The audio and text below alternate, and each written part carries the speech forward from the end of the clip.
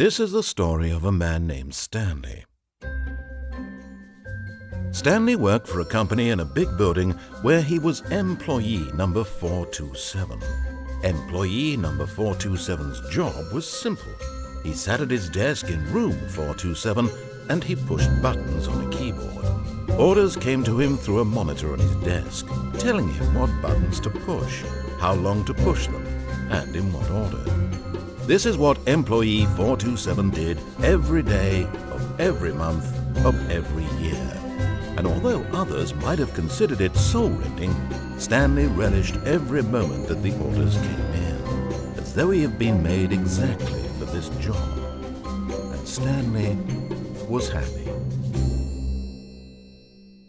Well, And good then for one Stanley. day, something very peculiar happened. Something that would forever change Stanley. Something he would never quite forget. He had been at his desk for nearly an hour when he realized that not one single order had arrived on the monitor for him to follow. No one had showed up to give him instructions, call a meeting, or even say hi. Never in all his years at the company had this happened, this complete isolation. Something was very clearly wrong. Shocked, frozen solid, Stanley found himself unable to move for the longest time. But as he came to his wits and regained his senses, he got up from his desk and stepped out of his office. Oh, that's the intro? Okay. Really? All of his co-workers were gone. What could it mean? Stanley decided to go to the meeting room. Perhaps he had simply missed a memo. No matter how hard Stanley looked, he couldn't find a trace of his co-workers. Oh, this is going to be delightful.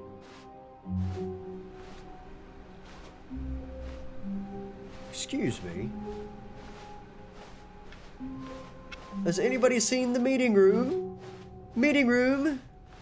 What in the world? What kind of Portal 2 ass looking room is this? Okay. When Stanley came to a set of two open doors, he entered the door on his left. Oh. No, go to the right. This was not the correct way to the meeting room, and Stanley knew it perfectly well. Yes. Perhaps he wanted to stop by the employee lounge first, just to admire it. No, I'm not. Yes, truly a room worth admiring. It had really been worth the detour after all, just to spend a few moments here in this immaculate, beautifully constructed room. Stanley simply stood here, drinking it all in.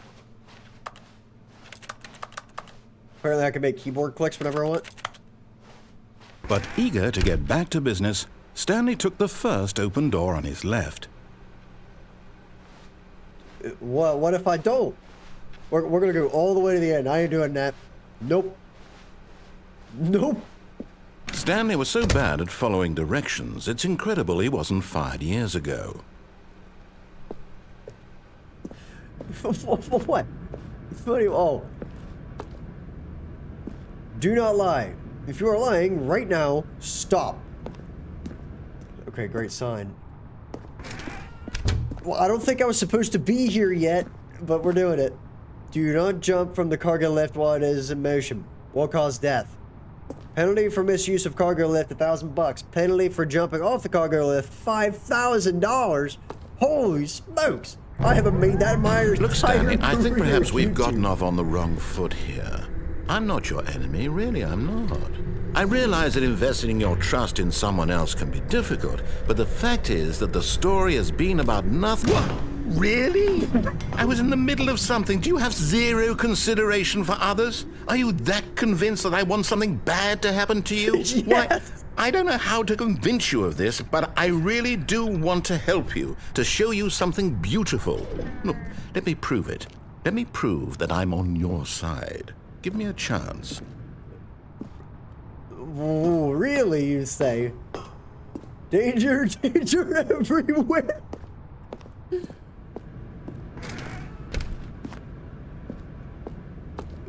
Dude, I don't trust you in the slightest.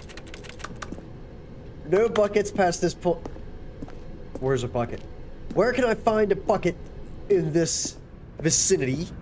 I need a bucket. Immediately.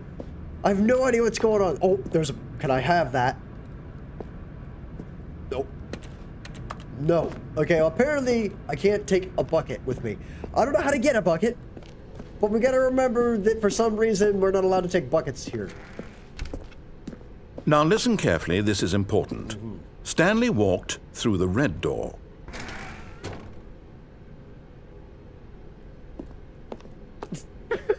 Aha, perhaps you misunderstood. Stanley walked through the red door. No! I still don't think we're communicating properly.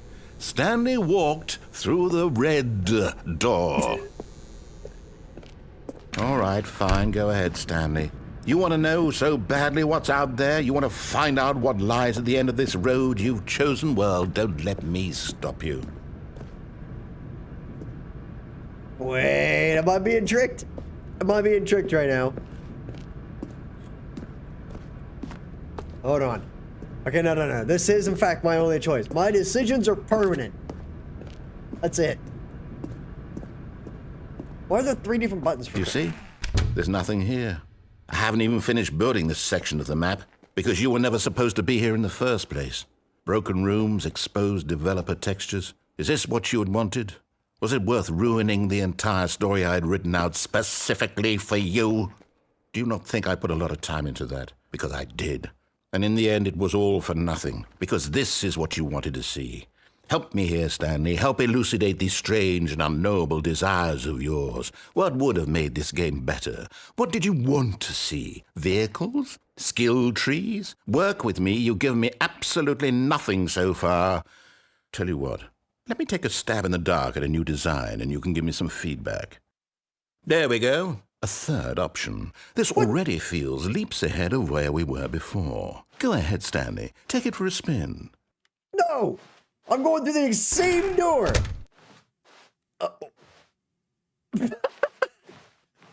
Okay, I'm going to stop you there. Now, tell me about your experience with this new version. Would you say that the game benefited from allowing you more choices?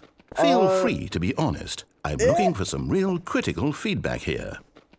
Yes. Okay, so we're getting somewhere. Clearly there's something here that speaks to you. If I can be honest here, I really don't have any idea where I'm going with this. This whole third door thing was just a stab in the dark. But I guess you're into it, so let's keep this party train rolling. Here, based on the data from your previous playthrough, I've compiled a new version. And to be perfectly candid, I think I've knocked it out of the park with this one. Let's take a look. Dude, this is the first playthrough. What? This is the first...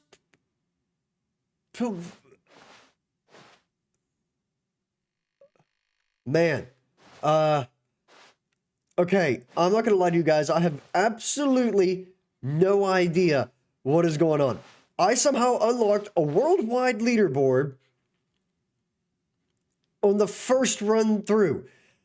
And I have absolutely no idea why that happened. I just had to take a moment there. Would you say that competitive leaderboard helped you feel motivated to keep walking through doors? I don't know. Honest answers, please. I don't know. Hey, I nearly forgot. I've got a prototype of a new game I've been working on, and now would be a lovely opportunity to give it some playtesting. Okay, You cool. wouldn't mind taking a look at it, would you? No, sure. Perfect. I'm just Let on me stream. boot it up.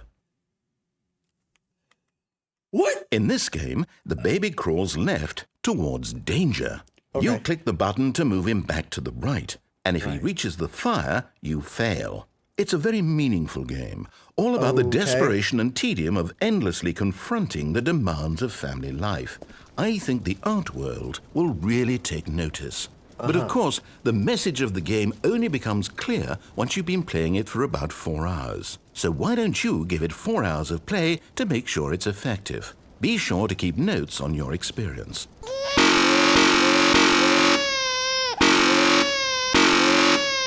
All right, we're gonna finish. This is awful.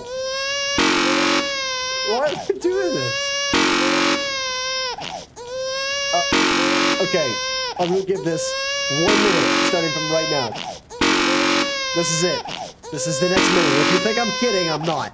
You're stuck here with me for a minute. I kind of lost track of how it started, so we're going to go until the stream has been live for exactly 12 minutes and 30 seconds, which I don't know how we got here in 12 minutes and 30 seconds, but we did! So, whatever. And it's stupendously loud, and I'm aware of that. But it is what it is. So, here we are, pushing a button, making a baby go backwards for exactly 1 minute of time during a stream. Great. The baby, what happens if I turn around a little bit? Okay, there's nothing there. So, we're gonna keep doing this for another 20 seconds and just see what happens. What's that over there? There's a plant in the corner. And now the baby's gonna die in 8 seconds. 6.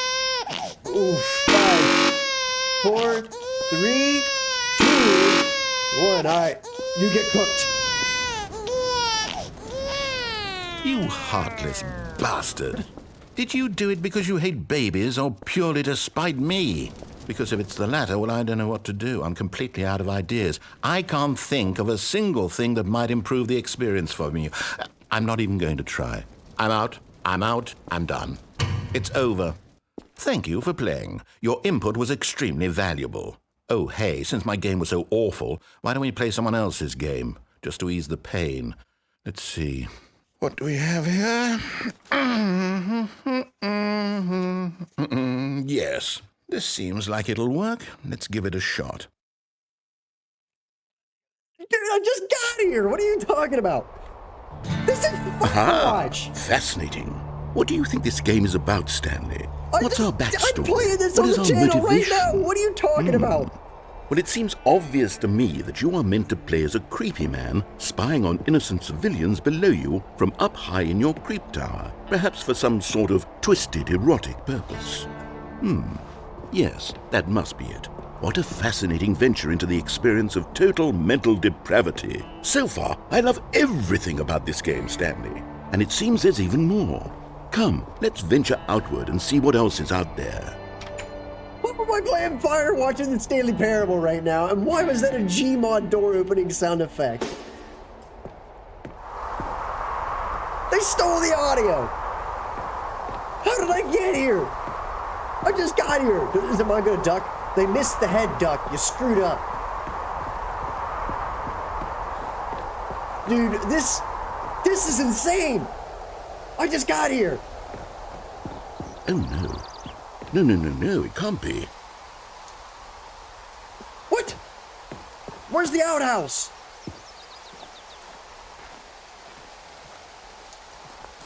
It is. It's an open world game. Good God, quickly block it off. What? Oh, thank goodness, Stanley. What a close call. You nearly wandered off into that thing. That big, open, just wandering around. No right or wrong directions. No path to follow. You can just go in any... Oh, thank heavens we avoided it. We're out of the woods now, Stanley. Okay, I'm going to get us out of here. Let's find another game. Preferably something with walls. Something with nice, big, insurmountable walls. Okay, I think this will be just the thing. What? This is Rocket League!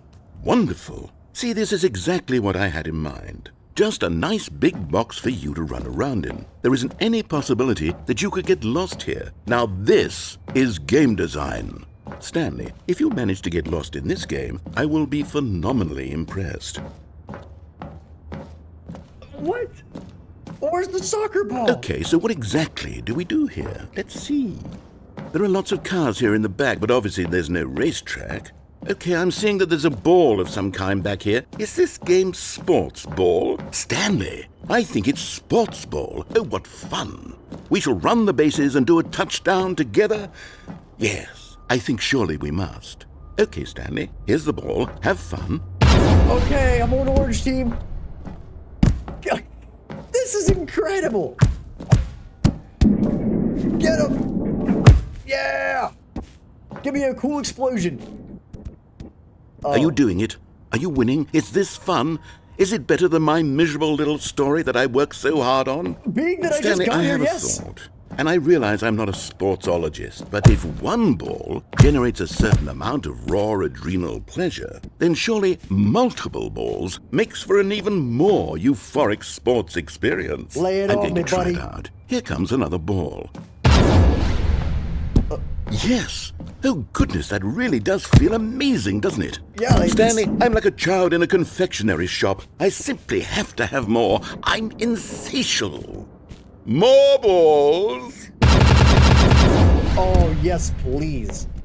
Allow me to crash the game with as many of these as I can spawn. And we'll put them all into the orange goal. I don't know why, but we absolutely are. Are you enjoying this, Stanley? Are you having fun? I just Is this got a an achievement. real video game? Well, I sure hope you're having a good time, because guess what? It's over. That's right. Your little fun comes to an end. This Why? is my game, and what I say goes. You get to have fun when I let you, Stanley. Besides, you need someone like me to set boundaries for you. So Without you- rules or boundaries, video games are nothing. Yes, that's what I am. I'm structure. I'm your sense of purpose. And since you decided you didn't want to play my game, now I don't want to play with you either. So, goodbye, Stanley. I'm leaving. See how you like it when I'm not around to set the rules. Somehow, I don't think you'll enjoy it as much. But who knows? You're an inventive kid. Hold on. What are you doing?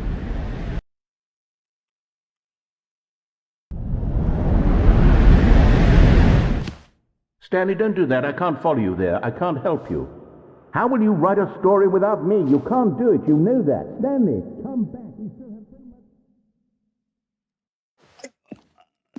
much. Guys, I promise I've never played this before. I have absolutely no idea how I got into this mess.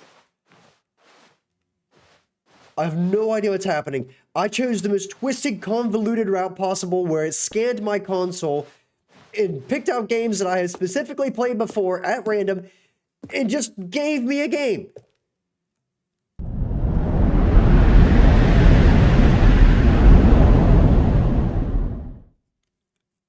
I kind of feel like I missed out.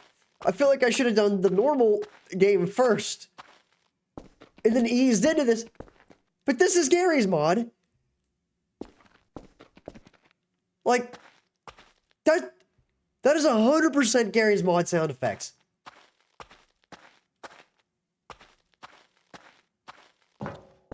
Yeah, this guy straight up ripped this out of the source engine.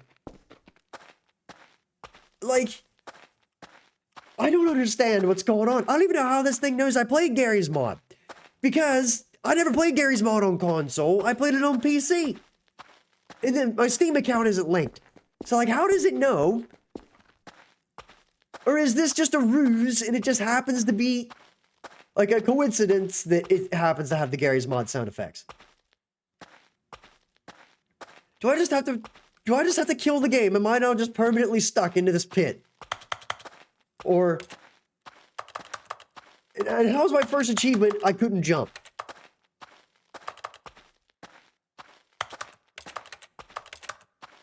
Oh, I found a way out. Hold on. What am I looking at?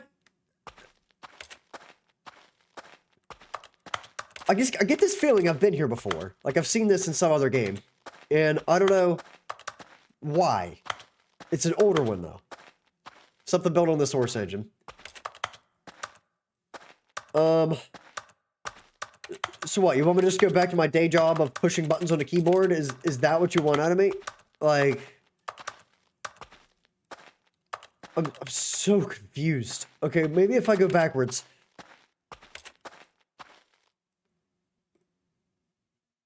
I wonder what he found. If what he wanted was to be the leading man in his own story, well, perhaps he's gotten it. Down in wherever he is right now. I wonder if he's happy with his choice, and if he's learned the heavy cost that comes with it. He'll understand soon what I was trying to tell him. He needs me. Someone who will wrap everything up at the end, to make sense out of the chaos and the fear and the confusion. That's who I am. That is what I mean to this world. Oh, yes. Yes, I'll be back. There's no other way. Once this ends, after it all comes to a close, then I'll be back. The end will be here soon. Very soon. I can wait.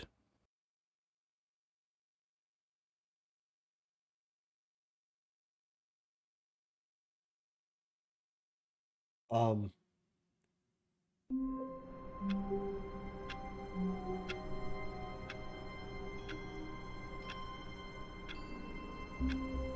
I get it. I'm back. Okay, we're gonna do everything All he of his says. co-workers were gone. What could it mean? Stanley decided to go to the meeting room. Perhaps he had simply missed a memo. What? Okay, wait. Did my past decisions affect this run? Because I'm betting yes. And the easiest way to tell will be when I walk into this room that has 2 doors in a minute and he says go left, there will be an orange door. So do I delve into the rabbit hole farther, or do I just say what he wants me to say? When Stanley came to a set of 2 open doors, he entered the door on his left. Left it is, buddy. You got it. Okay, we're gonna do everything exactly as he says.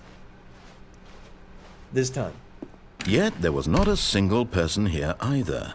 Feeling a wave of disbelief, Stanley decided to go up to his boss's office, hoping he might find an answer there.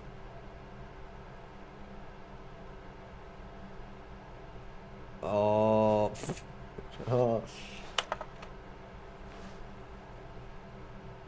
Uh-huh. Right. I'm not reading all this. We're leaving. Coming to a staircase, Stanley walked upstairs to his boss's office. Uh-huh. I'm following the rules. This is a nice office. Holy smokes. This is nicer than my house. Wow, what kind of Mr. Incredibles looking room is this? Stepping into his manager's office, Stanley was once again stunned to discover not an indication of any human life. Shocked, Right. unraveled, Stanley wondered in disbelief who orchestrated this. What dark secret was being held from him?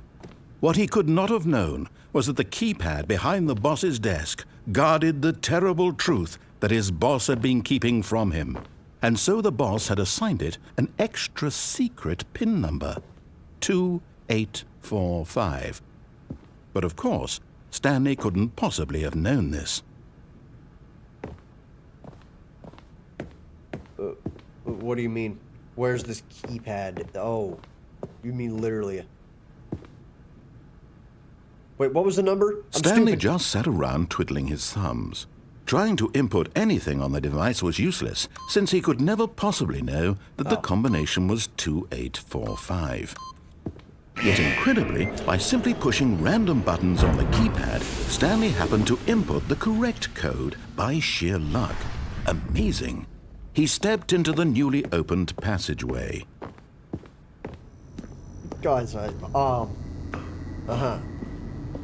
So, what? Are you just taking me on a wild adventure? This is what you wanted to take me on?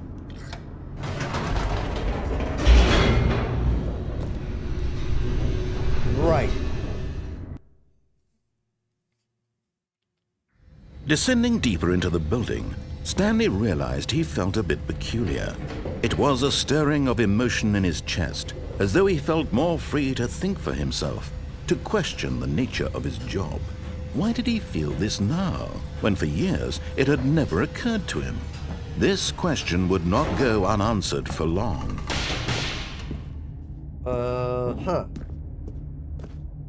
Stanley walked straight ahead through the large door that read Mind Control Facility.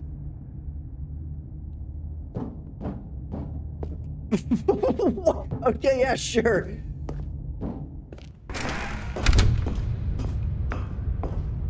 How many different ways are there? The lights rose on an enormous room packed with television screens. What horrible secret did this place hold? Stanley thought to himself. Did he have the strength to find out? Uh-huh. So what you're telling me is this is the story. This is the story you wanted me to tell? Guys, I'm struggling to commentate this. I don't know if you've noticed, but the last 26 minutes of this have been a bit nuts. Now the monitors jumped to life, their true nature revealed. Each bore the number of an employee in the building, Stanley's co-workers. The lives of so many individuals reduced to images on a screen, and Stanley, one of them, eternally monitored in this place where freedom meant nothing. Wait. If I looked at these closely, this is every room in the game. I would bet.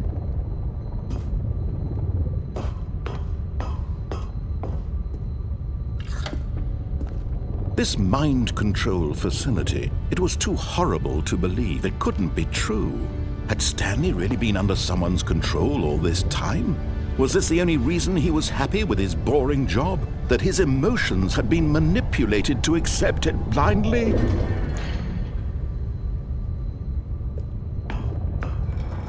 No, he refused to believe it. He couldn't accept it. His own life in someone else's control? Never! It was unthinkable, wasn't it? Was it even possible? Had he truly spent his entire life utterly blind to the world? But here was the proof. The heart of the operation. Controls labeled with emotions. Happy, or sad, or content. Walking, eating, working. All of it monitored and commanded from this very place.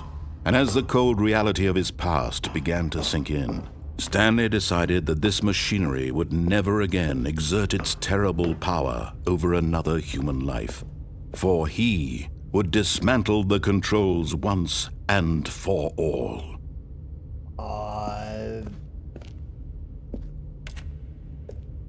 Okay.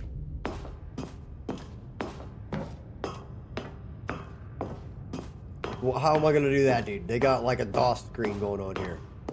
Oh.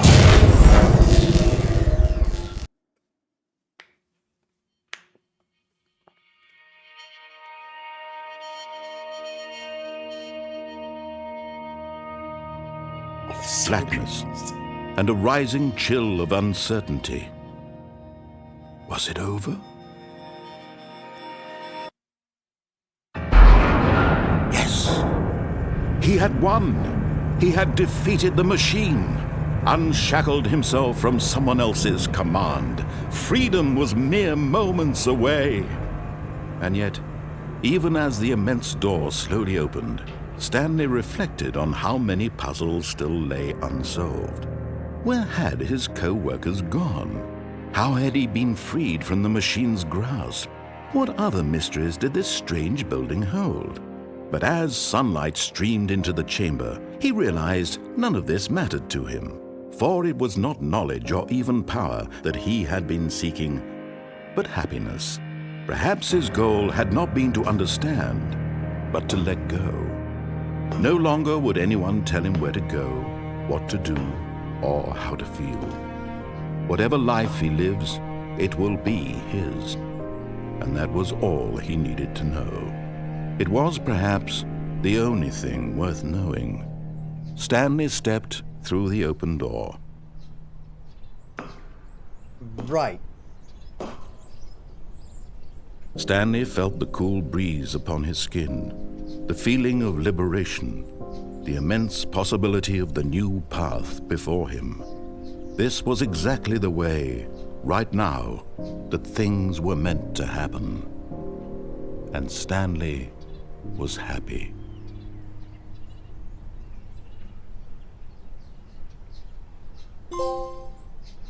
I beat the game? What are you talking about? What do you mean? What? I don't even know what I just did, dude. Now listen carefully, this is important. Stanley walked through the red door. Nope. Blue door. Aha, perhaps you Blue door misunderstood. again? Stanley walked through the red door. I still don't think we're communicating properly. Right. Oh, thank God you are willing to scoot up. listen to me. Do you see that I really have wanted you to be happy all this time? The problem is all these choices. The two of us always trying to get somewhere that isn't here. Running and running and running, just the way you're doing right now. Don't you see that it's killing us, Stanley? No. I wanted to stop. We would both be so much happier if we just stopped. And I think I have a solution. Here, let me show you. What happens if I don't want to go through that door? Wait, what? Okay, fine. I'll do it.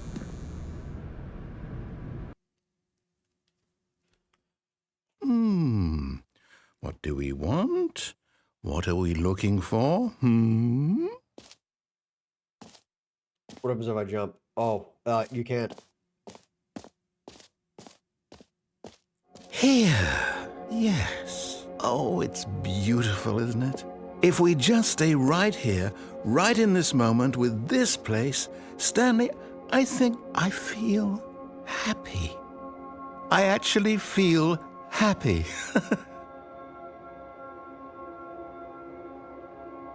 Really?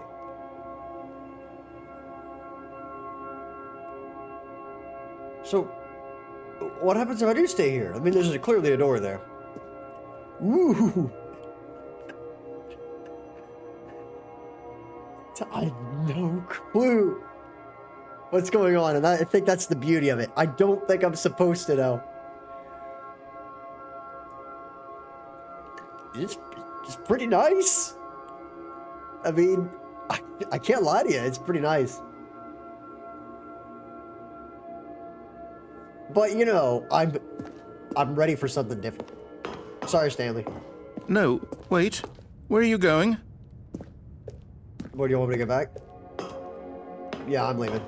I'm leaving. That happiness is not for me. I came here for adventure. Oh no. Goodbye. Stay away from those stairs. If you hurt yourself, if you die, the game will reset. We'll lose all of this. Please, Yes. no, Stanley, let me stay here. Don't take this from me.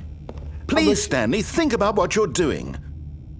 If you, how much you want to beg? Ambiguous voice man. How are you begging? No! Oh. Thank God.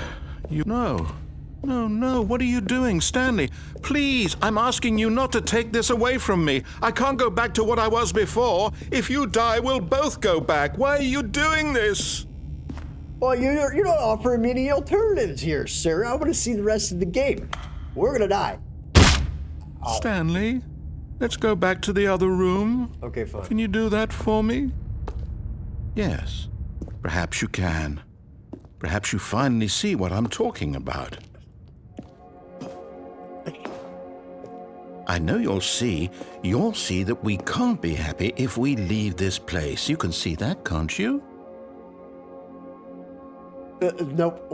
Sorry, man. You had your fun. I'm leaving. And we're gonna take the No, perhaps not. We're gonna take the very slow crawl up the stairs. You're coming with me.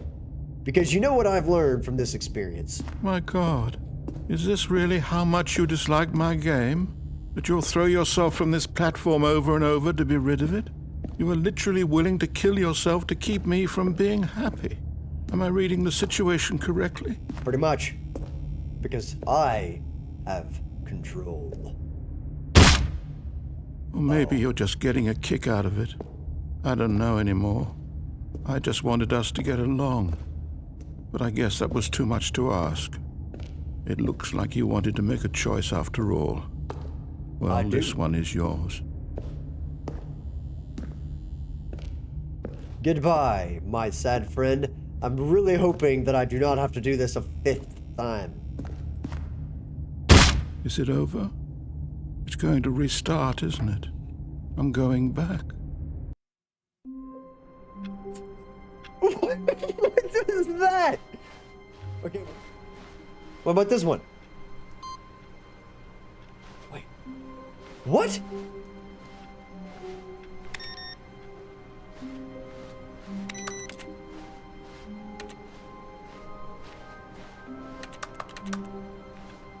I'm so confused.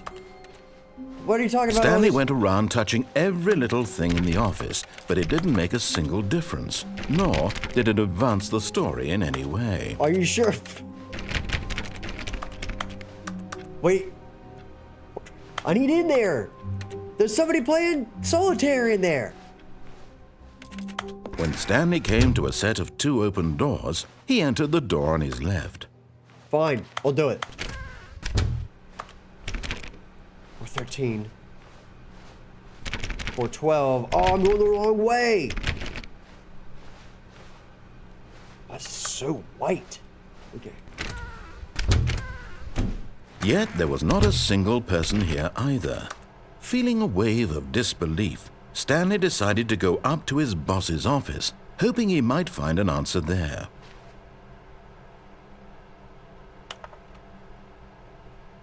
Precursor to the broom closet. Broom closet?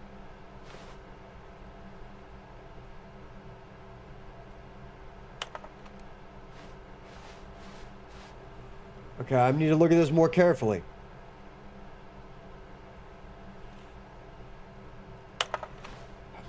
Very confused. What is here? Stanley stepped into the broom closet, but there was nothing here, so he turned around and got back on track. What do you mean there's nothing here?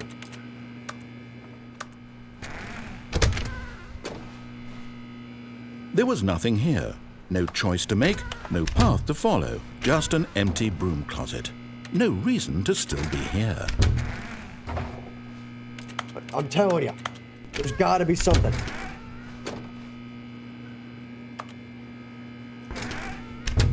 It was baffling that Stanley was still just sitting in the broom closet. He wasn't even doing anything. At least if there was something to interact with, he'd be justified in some way. As it is, he's literally just standing there doing sweet FA.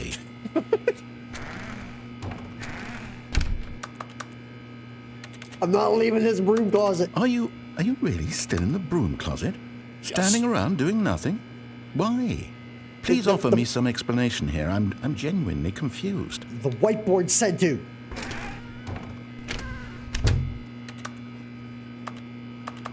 Come on, give me something to do You in do here. realize there's no choice or anything in here, right? If I'd said Stanley walked past the broom closet, at least you would have had a reason for exploring it to find out. But it didn't even occur to me because literally this closet is of absolutely no significance to the story whatsoever. I never would have thought to mention it. Come on, give me something to do here, buddy. Maybe to you this is somehow its own branching path. Yes. Maybe when you go talk about this with your friends, you'll say, "Oh, did you get the broom closet ending? The broom closet ending was my favorite." I hope your friends find this concerning. They probably will.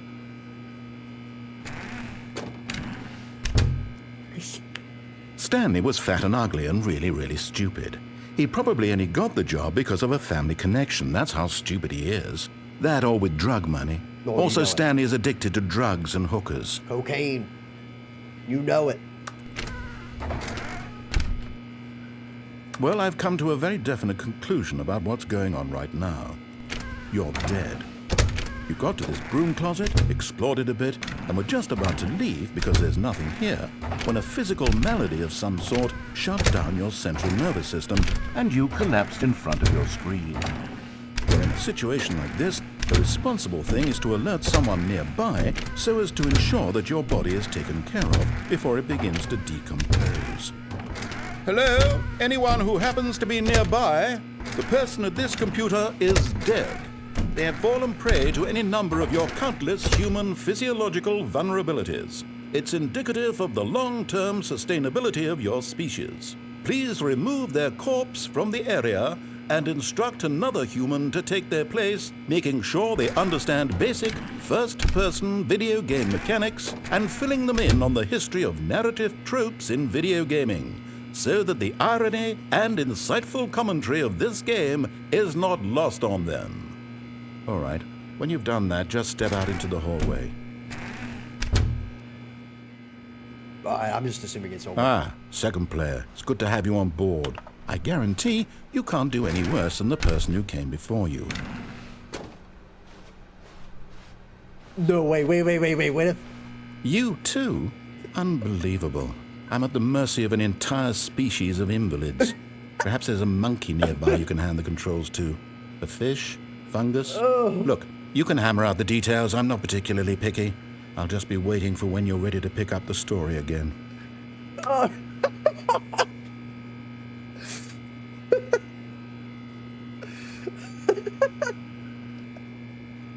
Like, I don't think anything else is gonna happen. But anyway. Okay, what happens if I... Okay, fine. Fine. Coming to a staircase, Stanley walked upstairs to his boss's office. So this is a side tangent. Okay, we're going down.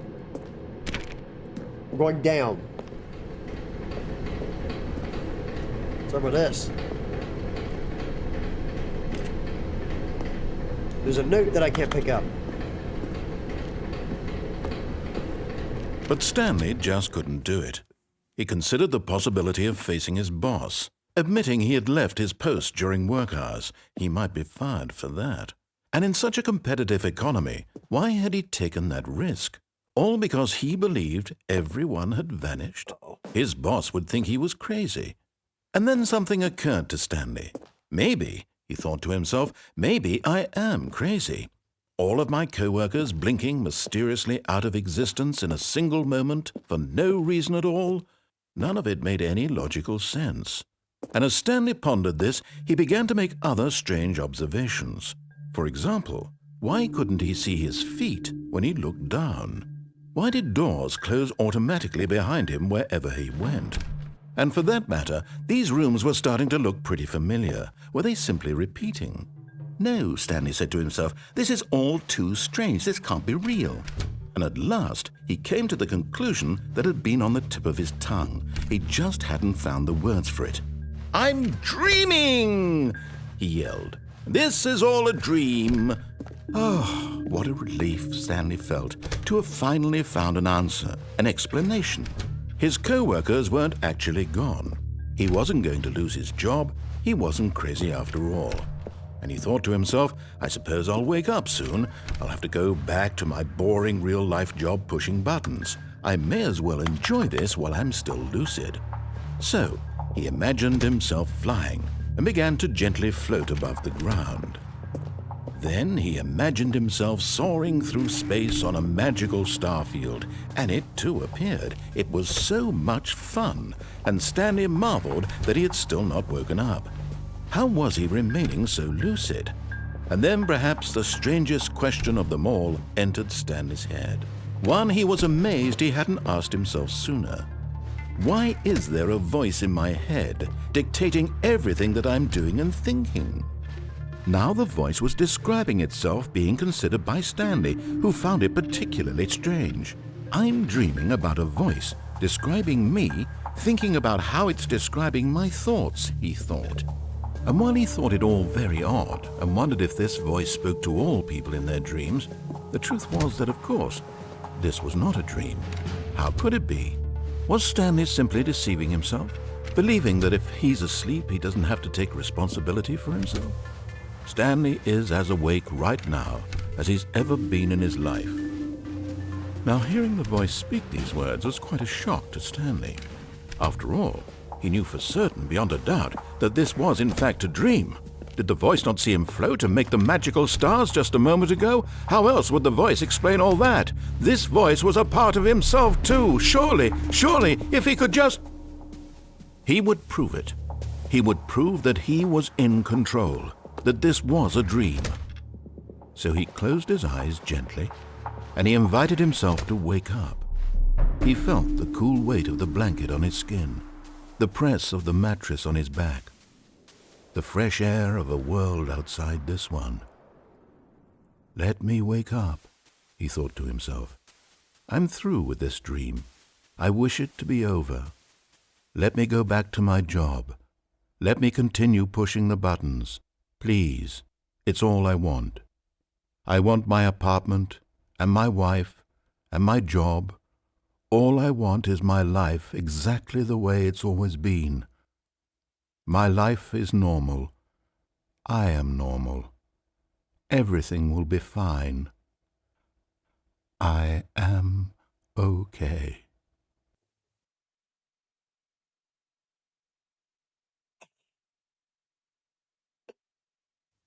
Stanley began screaming. Please, someone, wake me up. My name is Stanley.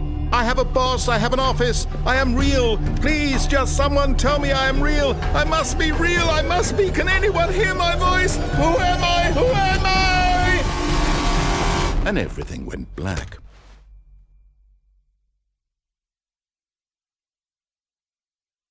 This is the story of a woman named Mariella. Mariella woke up on a day like any other. She arose, got dressed, gathered her belongings, and walked to her place of work. But on this particular day, her walk was interrupted by the body of a man who had stumbled through town talking and screaming to himself, and then collapsed dead on the sidewalk. And although she would soon turn to go call for an ambulance, for just a few brief moments she considered the strange man. He was obviously crazy, this much she knew. Everyone knows what crazy people look like. And in that moment, she thought to herself how lucky she was to be normal. I am sane. I am in control of my mind. I know what is real and what isn't. It was comforting to think this, and in a certain way, seeing this man made her feel better. But then she remembered the meeting she had scheduled for that day, the very important people whose impressions of her would affect her career, and by extension, the rest of her life. She had no time for this, so it was only a moment that she stood there, staring down at the body. And then she turned and ran.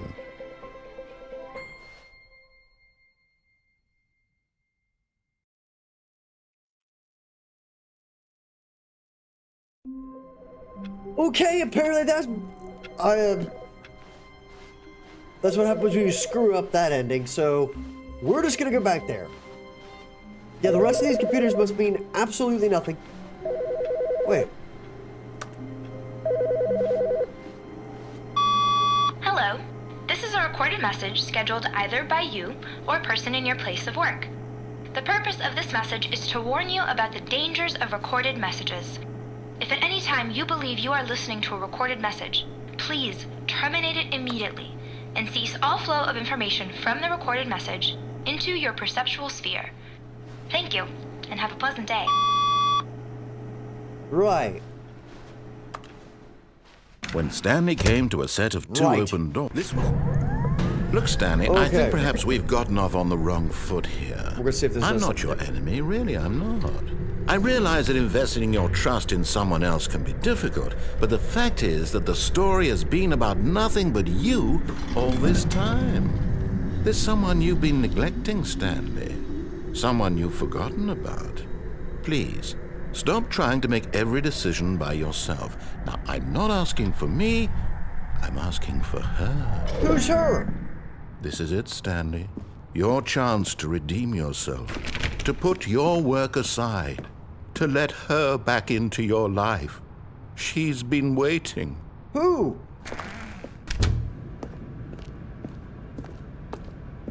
Okay.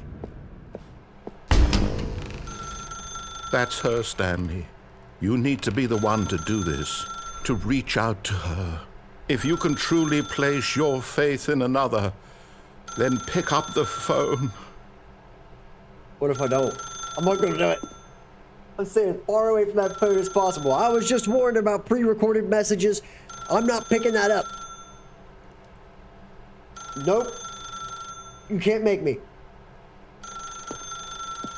But at the same time, he can't make me, but I might want to do it.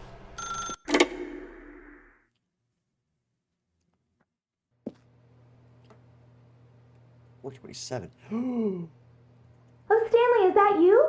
Hold on, sweetie. Sorry to keep you waiting. I'm just pulling the bread out of the oven. Holy bread? All right. Okay, there we go. All right, now, I want you to come in and tell me all about your damn Gotcha. Oh, come on. Did you actually think you had a loving wife? You told me who'd want to commit before I their did. life to you? I'm trying to make a point here, Stanley. I'm trying to get you to see something. Come inside. Let me show you what's really going on here. Sorry, but you're in my story now.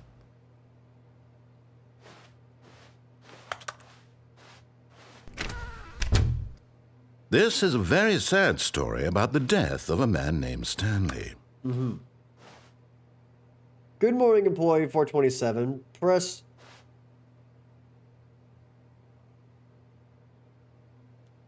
Stanley is quite a boring fellow. He has a job that demands nothing of him, and every button that he pushes is a reminder of the inconsequential nature of his existence. Look at him there, pushing buttons, doing exactly what he's told to do. Now he's pushing a button. Now he's eating lunch. I wish. Now he's going home. Now he's coming back to work. One might even feel sorry for him, except that he's chosen this life. But have I? But in his mind, in his mind he can go on fantastic adventures. From behind his desk, Stanley dreamed of wild expeditions into the unknown, fantastic discoveries of new lands. It was wonderful, and each day that he returned to work was a reminder that none of it would ever happen to him. Well, that's depressing. There's a TV? And so he began to fantasize about his own job. First, he imagined that one day while at work, he stepped up from his desk to realize that all of his co-workers, his boss, everyone in the building had suddenly vanished off the face of the earth. Oh, The thought excited him terribly. To spend time with the boy. So he went further. He imagined that he came to two open doors and that he could go through either. At last, choice. It barely even mattered what lay behind each door. The mere thought that his decisions would mean something was almost too wonderful to behold. As he wandered through this fantasy world, he began to fill it with many possible paths and destinations. Down one path lay an enormous round room with monitors and mind controls. And down another was a yellow line that weaved in many directions. And down another was a game with a baby. And he called it the Stanley Parable. I've never seen the yellow line. I've seen the other two. Wait. It was such a wonderful fantasy, and so in his head he relived it again, and then again, and again, over and over, wishing beyond hope that it would never end, that he might always feel this free. Surely there's an answer down some new path, mustn't there be? Perhaps if he played just one more time. But there is no answer. How could there possibly be? In reality, all he's doing is pushing the same buttons he always has. Nothing has changed. The longer he spends here, the more invested he gets, the more he forgets which life is the real one. And I'm trying to tell him this, that in this world he can never be anything but an observer, that as long as he remains here, he's slowly killing himself. But he won't listen to me. He won't stop. Here, watch this. Stanley, the next time the screen asks you to push a button, do not do it. Right.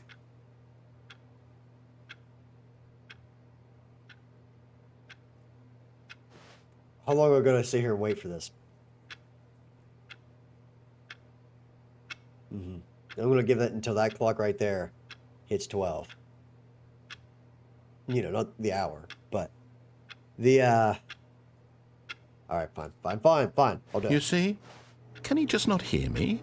How can I tell him in a way that he'll understand that every second he remains here, he's electing to kill himself? How can I get him to see what I see? How can I make him look at himself? Well, the thing is, dude, is joke's on you. I already had an ending where I killed myself to get away from you. I suppose I can't. Not in the way I want him to. But I don't make the rules. I simply play to my intended purpose, the same as Stanley. We're not so different, I suppose. I'll try once more to convey all this to him. I'm compelled to. I must. Perhaps, well, maybe this time he'll see. Maybe this time. And I tried again, and Stanley pushed a button. And I tried again, and Stanley pushed a button. And I tried... What? Oh, okay. I need to go push the button on the computer, not this one. How long was I sitting there? Stanley wondered to himself. Minutes? Days? Centuries? Did something crucial happen while my senses were turned? He made a note to be more careful with time from now on. Wait. Something's different. Something changed. This is not the same as it once was. Hold on. Wait. I still have not figured out how to get into room 425.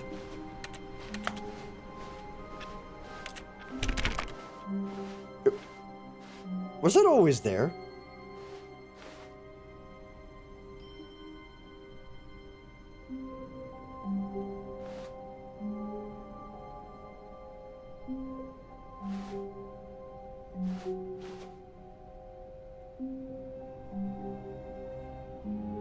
No, I got something I want to try. Is that the story is...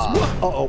But in his eagerness to prove that he is in control of the story and no one gets to tell him what to do, Stanley leapt from the platform and plunged to his death.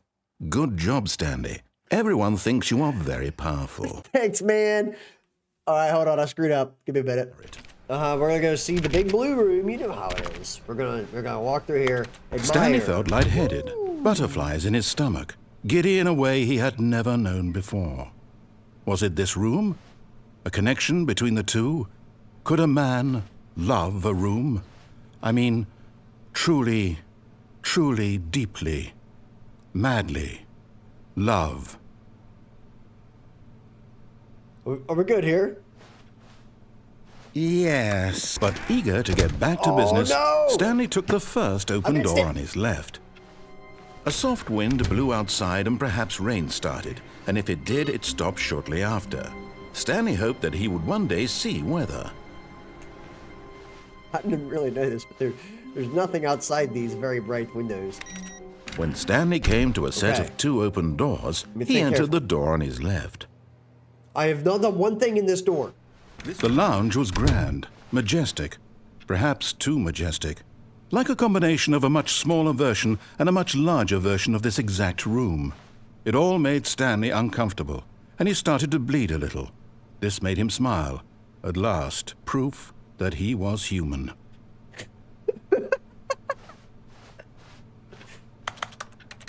Why is it this room? What is it about? Yes, really, really worth it being here in the room. A room so utterly captivating that even though all your co-workers have mysteriously vanished, here you sit looking at these chairs and some paintings. Really worth it. Okay, you got one more for me? Or is that it for this room? I'm gonna try to get it back up At on this chair. point, Stanley's obsession with this room bordered on creepy and reflected poorly on his overall personality. It's possible that this is why everyone left. So here's the thing about this room. I don't know what it is about this room, but it... Stanley sat around waiting for more dialogue, but when a long time had passed and there was no more, he decided that the game was trying to send him a message. That's it, right? You got one more? Or is that it? All right. Fine. I will leave. But at last, he'd had enough of the amazing room and took the first open door on his left to That's get what I back haven't to done. business. I haven't done this And yet. so he detoured through the maintenance section, walked straight ahead to the opposite door, and got back on track.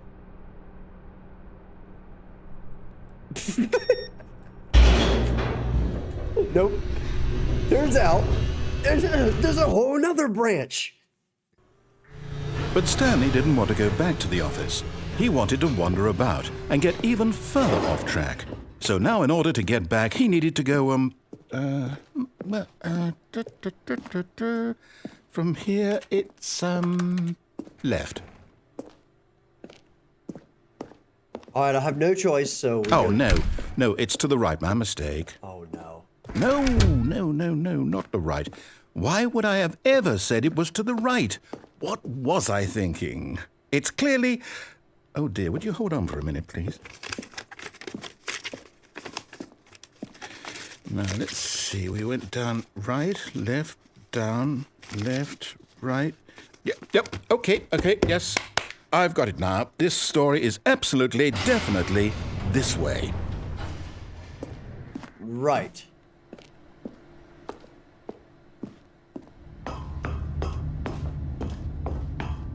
I was already here. This is the mind control room. No. This isn't right at all. You're not supposed to be here yet. This is all a spoiler. Quick, Look at Stanley, you. close your eyes. I've been here before. Okay.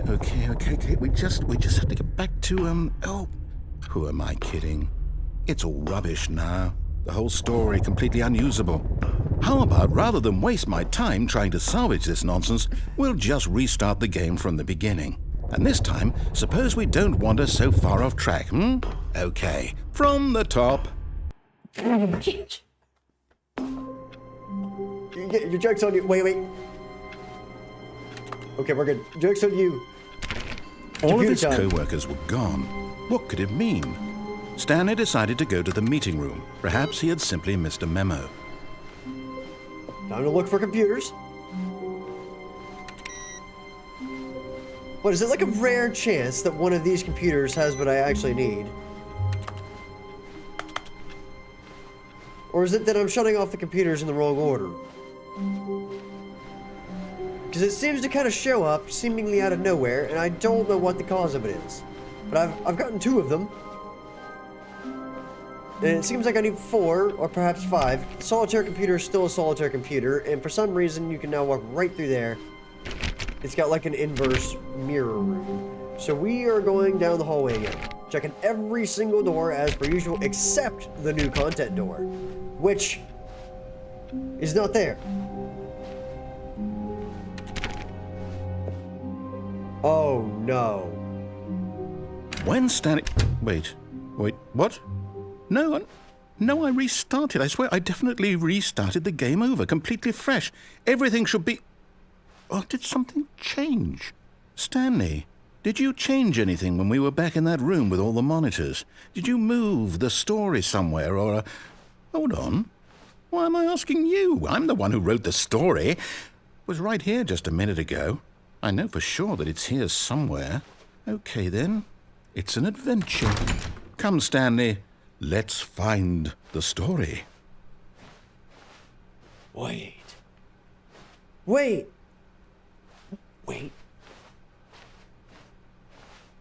Okay, it's not non-Euclidean. We're good. Inner guilt. Everyone knows what you did. They're just holding back to let you torture yourself. Oh, that's wonderful.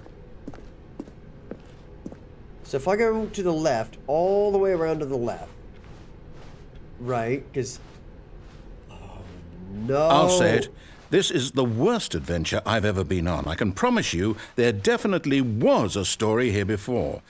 Do we need to restart the game again? Not yet. Well, I find it unlikely that we'll ever progress by starting over and over again, but it's got to be better than this. Okay, let's give it a shot. Why not? Yet. No!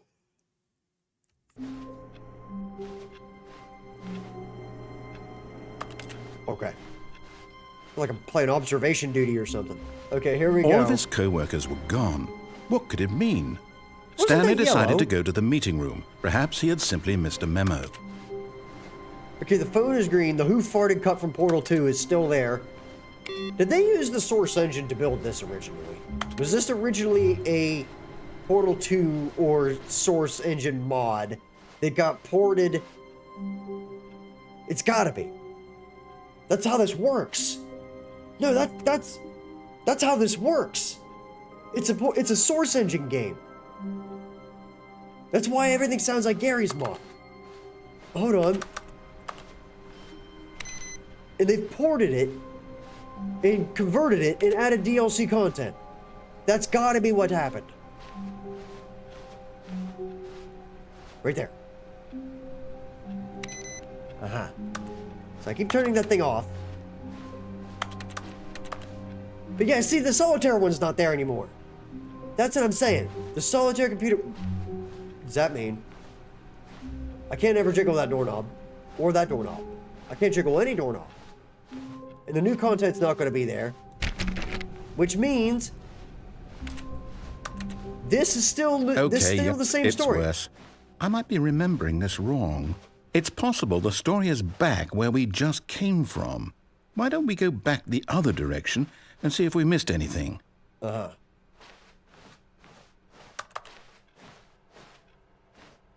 This is more normal. No, it's still not normal, but it's closer to normal.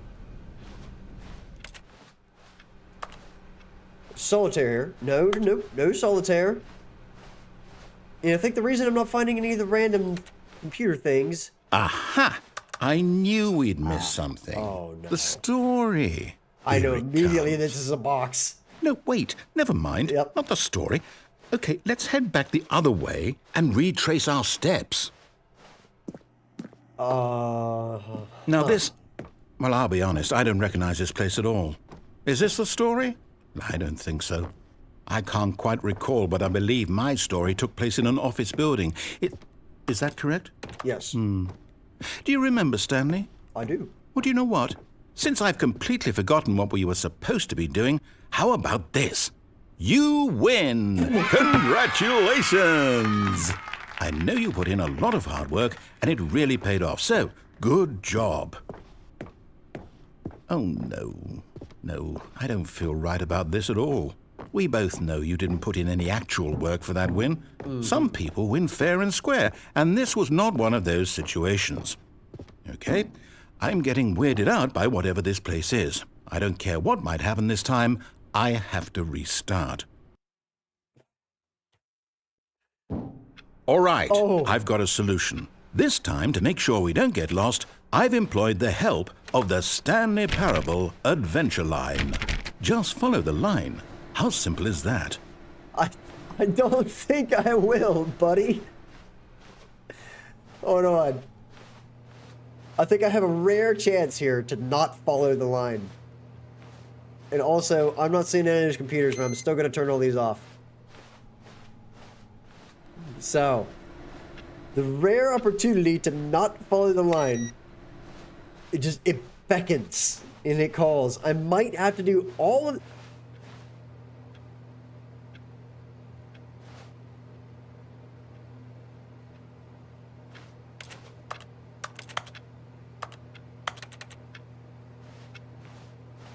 Oh, everybody hold the phone.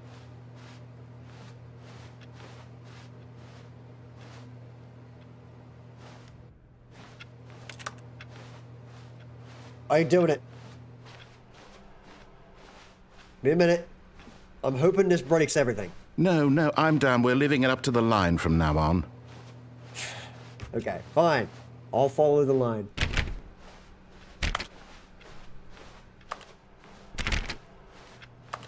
Can I go through this door now? No, I cannot. So what's up with the solitaire then? Can I seriously not play solitaire on this? Like, that was the whole reason I wanted in there, is I wanted to play a game of solitaire. But apparently not. So now we're in the back. I've seen these numbers before. I call these the line knows where the story is. It's over in this direction. Onward, Stanley, to destiny. Though, here's a thought. Wouldn't wherever we end up be our destination, even if there's no story there? Or to put it another way, is the story of no destination still a story? Simply by the act of moving forward, are we implying a journey such that a destination is inevitably conjured into being via the very manifestation of the nature of life itself? Okay, Stanley, I need to follow this train of thought for a minute. Just stick with me. Now, we can both agree that the nature of existence is in fact a byproduct of one's subjective experience of that existence, right? Okay, now if my experience of your existence rests inside of your subjective experience of this office, is this office in fact the skeleton of my own relative experiential mental subjective construct? Whoa. Yes. That got a bit weird back there. Well, I'd like to apologize. Not sure where I was going with all that. You know what? I think what we need right now is a bit of music to lighten the mood. It's not as bad as I thought.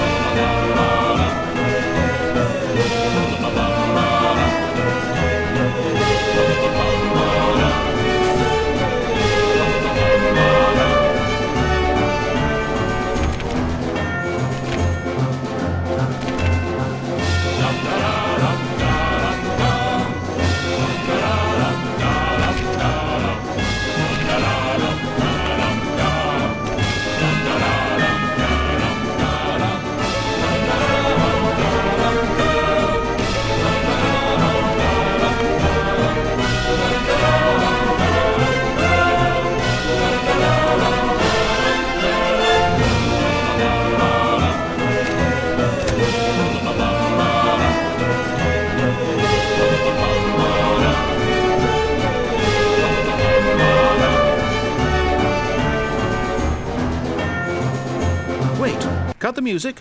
Go back and look at that fern. That fern. Stanley, this fern will be very important later in the story. Make sure you study it closely and remember it carefully. You won't want to miss anything. It's got 28 leaves. Okay. I don't know why that's important, but it has 28 leaves.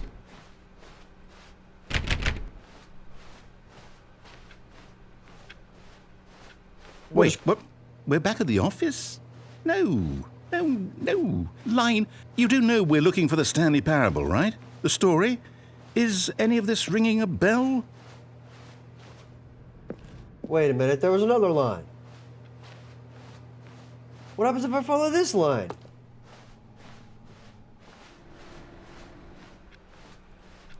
Right. Okay, so this is the very, very beginning of the line, and we need to turn left, because this blocked me, so I can't go back to the entire route I did before, so we're still going in the correct direction. Right. Right, I'm not checking all these doors. We're going. Oh. Oh, no, not again, Line. How could you have done this to us? And after we trusted you, after everything we've been through, you... Oh, I can't take this anymore. To hell with it. Restart. Wait. So is this now normal?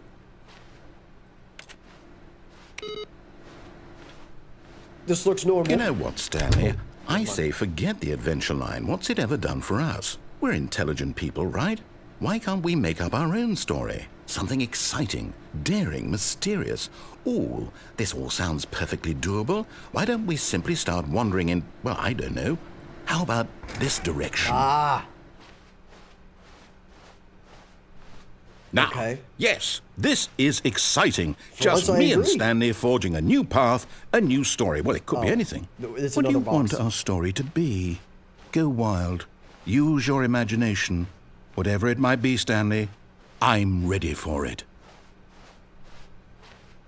Wait, is this non-Euclidean, or is it actually... Or is it truly... Okay, it's just non-Euclidean. So it's fine. We're good there. I can deal with some non-Euclidean geometry. That's totally fine by me. I have dealt with this before in Portal 2. They broke this before in Portal 2. I am very used to it. The Source Engine's very good at breaking non-Euclidean geometry. Oh, And- no, not oh. you again. Stanley, I'd also like to veto the line from having any role in our awesome new story. No lines or monitor rooms. Just don't acknowledge it, and we should be fine. They even put a TM on the it in the comments. All right. Ooh. Ah, a Ooh. choice. We get to make a decision. From here, the story is in our control. Sure. How important we mustn't squander the opportunity. In fact, I believe I need a minute to think here. Just walk in circles for a minute. Okay, so I know that each door has to lead somewhere, which means that somewhere, the place where we're trying to go, there must be a reverse door that leads here. And that in turn means that our destination corresponds with the counter-inverted reverse door's origin. So starting from the right, let us ask, will taking the right door lead us to where we're going? And since the answer is clearly yes, then by all accounts, the door on the right is the correct one. Another victory for logic. Come, Stanley, our destiny awaits. What happens if I try to open this? Oh, hold up, what's this? The confusion ending. You're telling me that's what this is? It's all one giant ending? And we're supposed to restart the game, what, eight times? That's really how all this goes? It's all determined? So now, according to the schedule, I restart again. Then what? Wait, Am I wait, where just we at? supposed to forget? Well, what if I don't want to forget? My mind goes blank Oh. simply because it's written here on this, 1, 2, 3, this 4. thing. We're halfway through, wall. baby. Well, who consulted Okay. me? Why don't I get to decide? Why don't I get a say in all of this? Is it really... No, it can't be. I don't want it to be. I don't want the game to keep restarting. I don't want to forget what's going on. I don't want to be trapped like this. I won't restart the game. I won't do it. I won't do it. I won't do it. And the timer stopped? Does that mean, did we do it? Did we break the cycle? The, whatever it is that made this schedule? How would we even know? Will someone come for us? Will something happen? So, okay. I guess now we just wait, you know. I suppose in some way that this is a kind of story, wouldn't you agree? I'm not quite sure if we're in the destination or the journey, though they're always saying that life is about the journey and not the destination, so I hope that's where we are right now. We'll find out, won't we? Eventually. Well, in the meantime, if you... Here, that was the 6th one. Give me that phone. Hello. This is a recorded message scheduled either by you or a person in your place of work. The purpose of this message is to warn you about the dangers of recorded messages. If at any time you believe you are listening to a recorded message, please terminate it immediately. Uh-huh.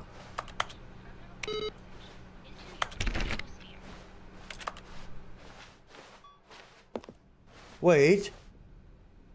No. Man, I feel like I'm watching Inception. And I need a token to figure out if I'm still stuck in the confusing ending or if I'm actually not in the confusing ending anymore. But you know what? There's only one way to find When out. Stanley came to a set of 2 open doors, this was not the correct way to the meeting room, and Stanley knew it perfectly well. Perhaps he wanted to stop by the employee lounge first, just to admire it.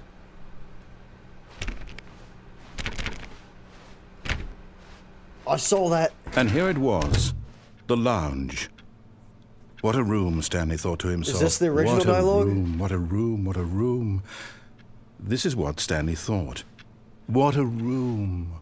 What a room, what a room. What a room. Va-va-voom. What a room. I think this is normal from here on out. We're going to listen to one more. Coffee nut. And, At this point, Stanley's obsession yes, with this, but I've at been here last, before. he'd had enough of the amazing room and took the first open door on his left to get back to business. Okay. I'm not going through the door. I just want to check. So we're going this way. And so he detoured through the maintenance section, walked straight ahead to the opposite door, and got back on track. Okay, so this is in fact Yet where there we was are. not a single person here either. We're the left Feeling side a now. wave There's the of broom disbelief, closet. Stanley decided to go, oh no, no, not again. I won't be part of this. I'm not going to encourage you. I'm not going to say anything at all. I'm just going to be patient and wait for you to finish whatever it is you enjoy doing so much in this room. Please take your time. I think he's actually being truthful. I don't think anything's gonna happen. We're leaving. Right, and you're good now, Coming right? to a staircase, Stanley walked upstairs to his boss's office. If I go down, I go insane and die. I'll do it.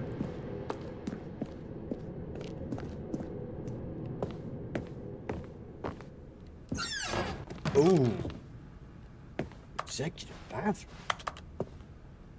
I get the feeling money's for stealing, but not yours, of course.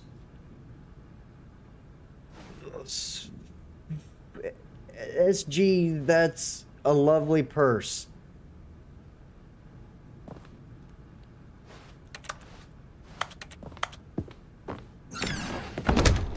Right.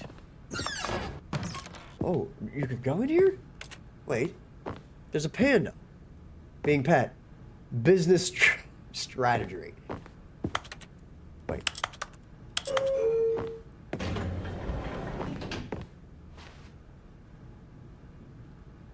Let's go down.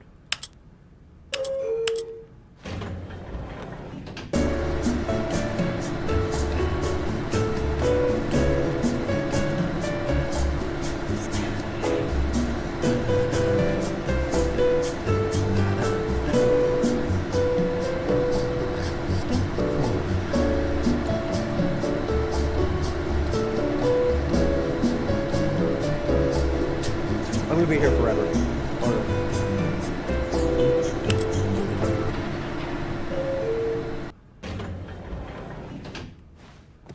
What? What does that one say? The moose.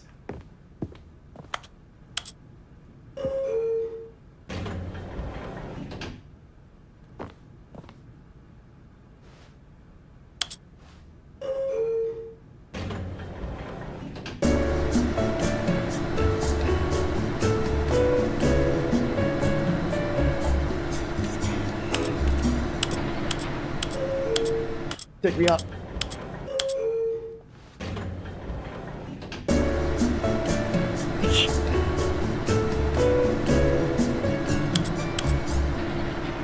Alright, fine. I'll go over here and go to the office chair. Stepping into his manager's office, Stanley was once again stunned to discover not an indication of any human life. What could it mean? Stanley wondered aloud to nobody. He began wildly tearing through papers on the boss's desk, pulling books off the shelf, looking behind paintings, desperate for clues to his situation. But his attention was caught by a keypad behind the boss's desk. What could its purpose be? In fact, this keypad guarded the terrible secret that lay buried below his feet. And so the boss had assigned it an extra secret PIN number, 2845. Wait, But of course, is that different? Stanley couldn't possibly have known this. Hold on. 2, 8, 4, 5.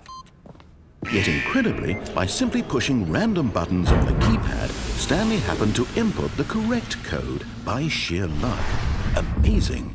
He stepped into the feel like I've newly been here opened before. passageway.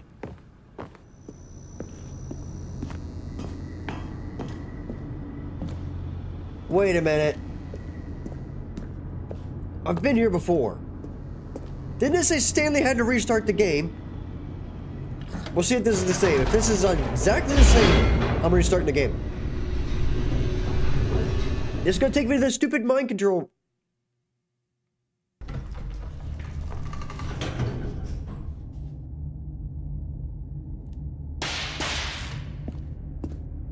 I don't remember if this is the same or if it isn't. Stanley walked straight Nope, ahead it's the through the same. large door that read Won't Mind even- Control Facility. Although this passageway had the word Escape written on it, the truth was that at the end of this hall, Stanley would meet his violent death. Good. Is this gonna be a Super Mario 64? The door behind him was endless not hallway? shut. Stanley still had every opportunity to turn around and get back on track. At this Or is- point, Stanley was making a conscious, concerted effort to walk forward and willingly confront his death. Yes. Right. And goodbye.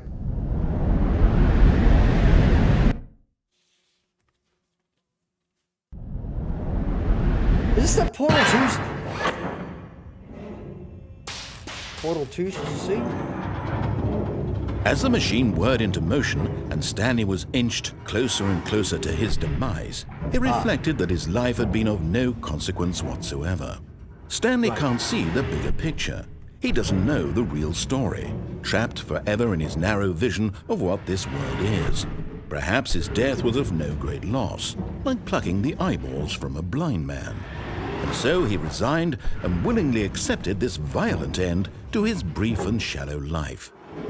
Farewell, Stanley. Goodbye, mysterious announcer man. "Farewell, Stanley," cried the narrator, as Stanley was led helplessly into the enormous metal jaws. In a single visceral instant, Stanley was obliterated as the machine crushed every bone in his body, killing him instantly.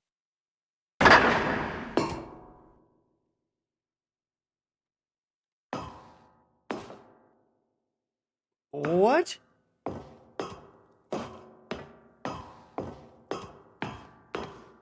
And yet it would be just a few minutes before Stanley would restart the game, back in his office, as alive as ever.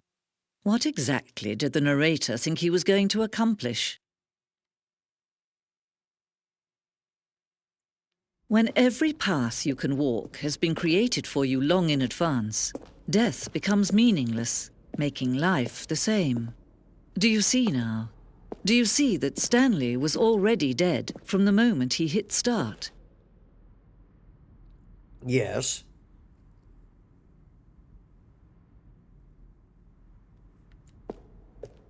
I'm actually going to read these.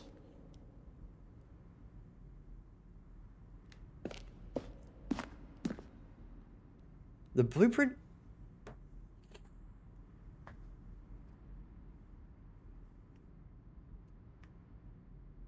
Sections have been added.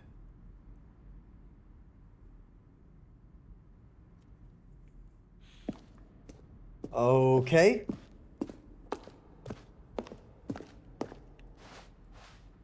The button sounds.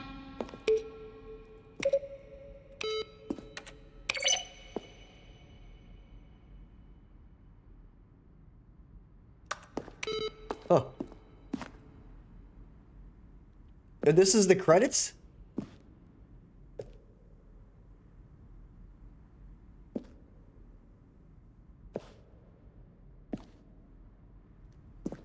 Right.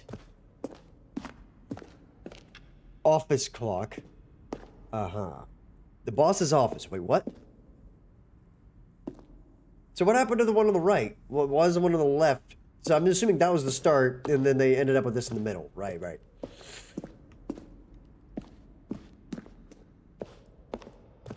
The lounge. Underground.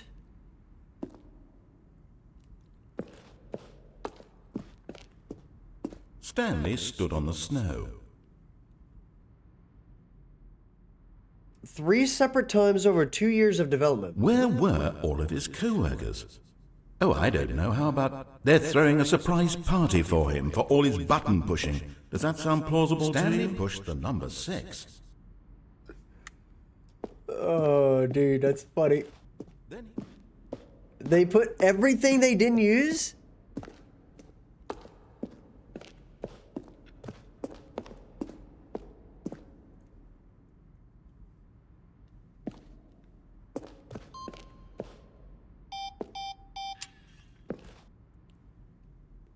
I don't even know what that is.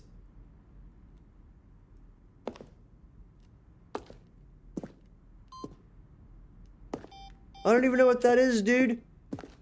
What is this?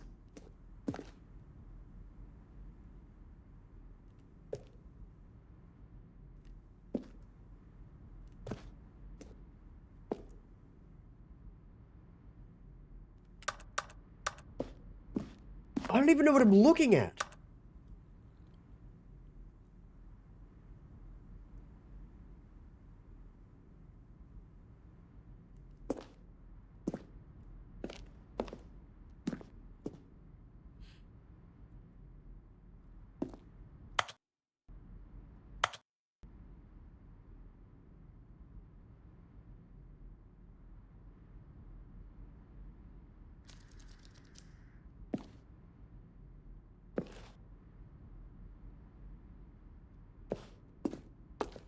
Right.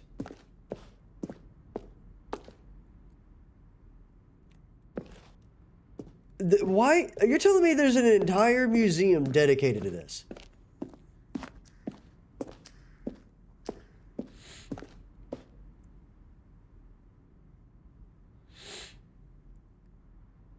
Wait. Hold on. One option. One doorway to maintenance in the lounge. Number 2, 2 doorways to maintenance.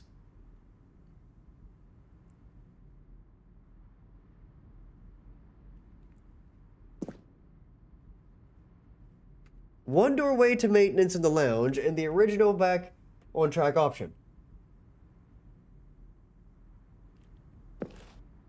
What about this? The flow of hallways following the first 2 doors was important to get right since players will replay them so many times. We discussed a number of designs, but ultimately the simplest version that won out.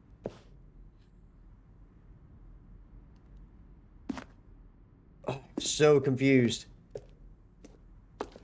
Am I actually stuck in a permanent...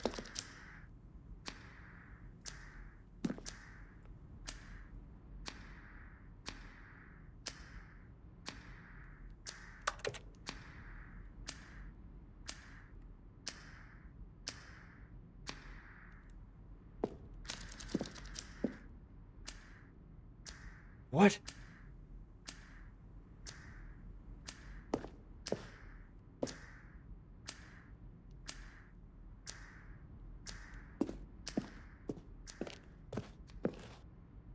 Uh-huh. I'm actually completely lost, by the way.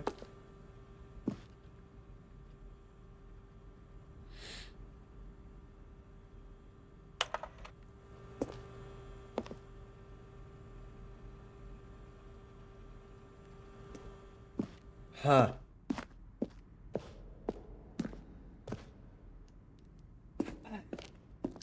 Oh, I was just there. Okay, so I'm still making progress. We're doing something right now.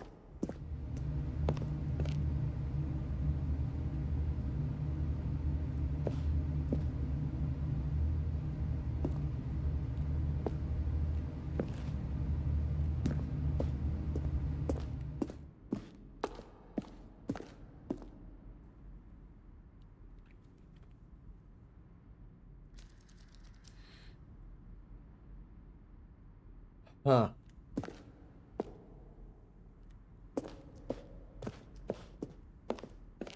That's the thing I just did. Okay. Wait, so how do I get out of it? Oh, exit. This way. Oh, look at these two. How they wish to destroy one another. How they wish to control one another. How they both wish to be free. Well, who are you?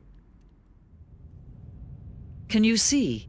Can you see how much they need one another? No, perhaps not. Sometimes these things cannot be seen. But listen to me. You can still save these two. You can stop the program before they both fail. Turn off your PlayStation. There's no other way to beat this game. You're serious? As long as you move forward, you'll be walking someone else's path. Stop now and it'll be your only true choice. Whatever you do, choose it. Don't... Fine. Joke's on them, though. I'm recording with a PC.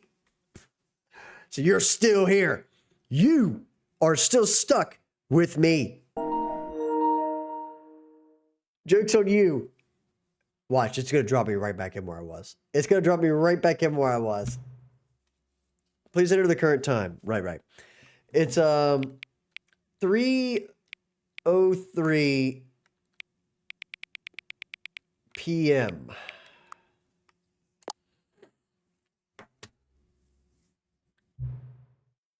Hang on. What? Before we get started, can I just say something? Thank you for actually setting the clock both times you booted up the game. A lot of people don't take that step seriously. They just leave the clock set at 12 and call it a day. But you're actually taking the time to set the clock, and I appreciate that. That's how I know that you care about this experience. You're paying attention. I don't even have any way of knowing if the times you are setting are correct.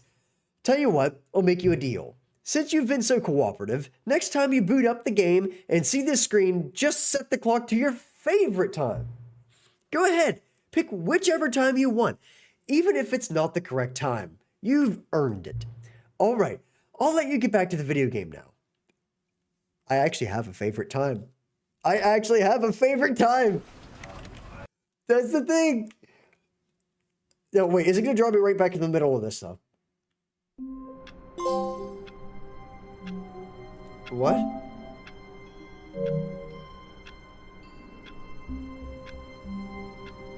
I'm not supposed to be here. I'm not supposed to be here. All of his co-workers were gone. What could it mean? What? Stanley decided to go to the meeting room. Perhaps he had simply missed a memo. No, this is normal. I'm not supposed to be here.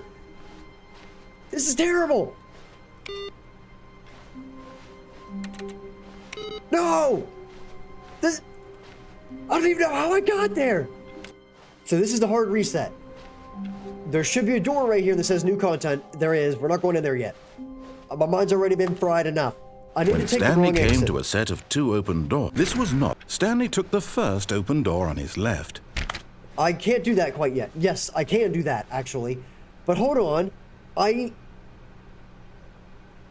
Something's wrong. And so he detoured through the maintenance section, walked straight ahead to the opposite door, and got back on track. Wait. But if I do this... This is gonna be so confusing. Okay. But Stanley didn't want to go back to the If office. you're just joining this, he wanted this is to gonna get wander really about. weird. Who am I kidding? It's all rubbish now. The whole story Yes. completely unusable. How about, rather than waste my time trying to salvage it from the top? Now, we're going in the confusing ending. Right, so we're going in. All This of is now his the confusing co-workers ending. would go. Right, so this is a hard reset of the game. This put me all the way back in the beginning. And I have 2 options now of things that I can do. I still haven't figured out how to do that. We're not going in that door there. Yes, we're in the confusing ending. That's what's happening. When Stanley, I think what we need right now is a bit of music to Oh lighten the mood. no! Wait, cut the music, go back and look at that fern. There are still 28 leaves.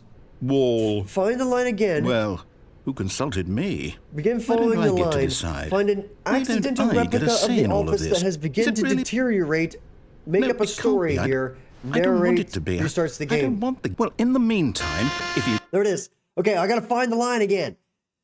We did it. Find the line. I need to find the line. There's input accepted. Okay, there's one of the inputs are accepted. Where's the line?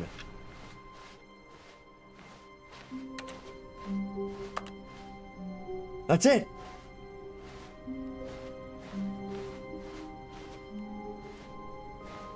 Wait, that's the line. No. I can't go in there. Oh, new content? What Wait, does what? that mean? New content. No! No! When Stanley came to a set of 2 open doors by the employee lounge Wait, first, wait. just to admire it.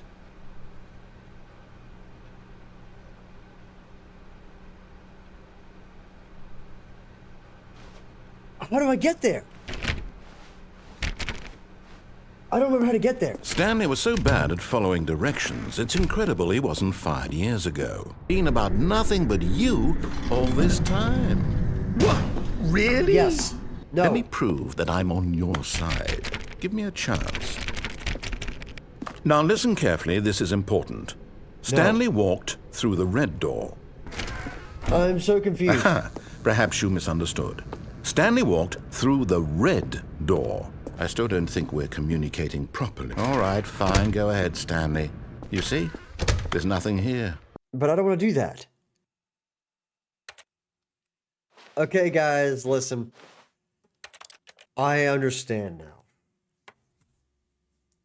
I understand what happened. The confusing ending was confusing because the stuff the confusing ending said was going to happen doesn't happen. That actually is the end of the confusing ending. So, I've done the confusing ending. Now, I need to find All of his code. I need to find a bucket. If I can find a bucket... Oh, yes. Okay. If I can find a bucket... I'm not doing that yet. I need to find a bucket. So I need to take the left door. When then Stanley deviate. came to a set of 2 open doors, he entered the door on his left. Right. Stanley walked upstairs to his boss's office. Executive bathroom. Is there a bucket in here? Is there a bucket in here? Because the boss knows that what the boss says goes, if the boss suffered losses, then that's what the boss chose.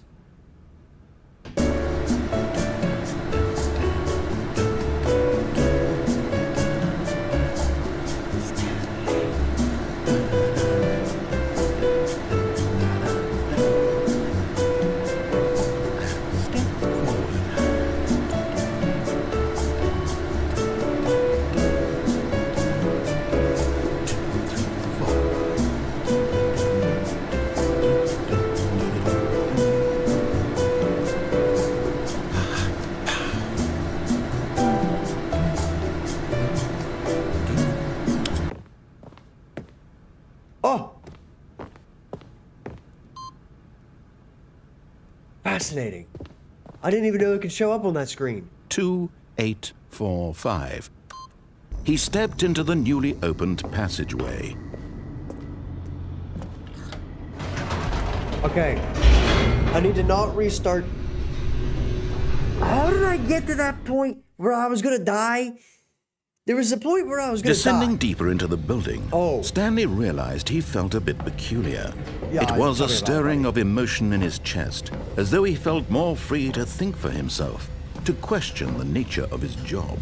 Why did he feel this now, when for years it had never occurred to him? This question would not go unanswered for long. So here's the thing, right? Stanley walked straight ahead through the large door that read Mind Control Facility. I can't do that. We want that to happen. I'm still looking for the bucket.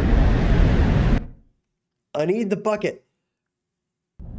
I don't even know where the bucket is, but I'm gonna find it. Right. Farewell, Stanley.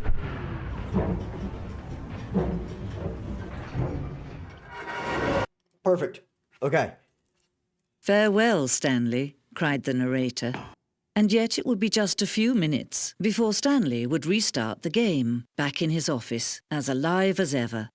What exactly did the narrator think he was going to She accomplish? played me like a fiddle! I didn't understand at first. Oh, look at these two. How they wish to destroy one another. How they wish to control one another. How they both wish to be free. Okay. Can you see? Can you see how much they need one another? Yes. No, perhaps not. But I'm not Sometimes restarting. these things cannot be seen. I don't care if I lose Listen every to me. You can bit. still save these two. You I can don't care. stop the program before they both fail. Turn off your PlayStation. There's no other way to beat this game. As long as you move forward, you'll be walking someone else's path. Stop now and it'll be your only true choice. I Whatever refuse. you do, choose it. Don't let time choose for you. Don't let...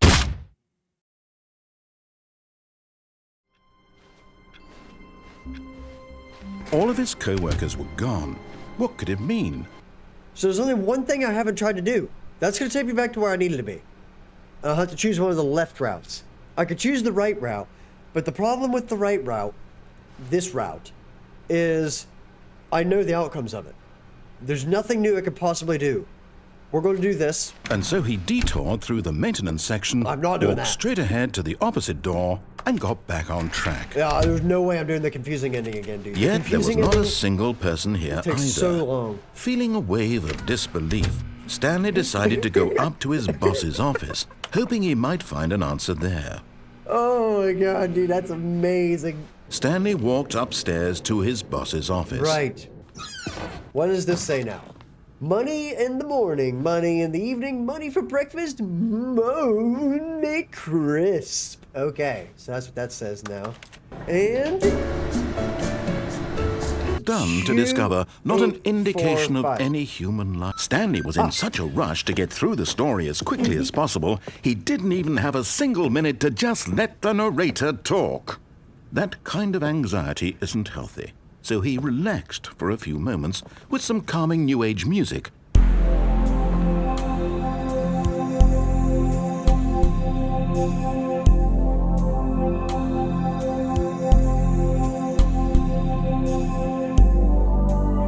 Feeling soothed and rejuvenated, Stanley calmly walked forward into the opened passageway. you know what? We ain't doing this. Goodbye. I ain't going to the museum again. Here we go. Someone was following Stanley. He was sure of it. If he checked over his shoulder now, he would surely catch them. It was only a matter of time. Huh.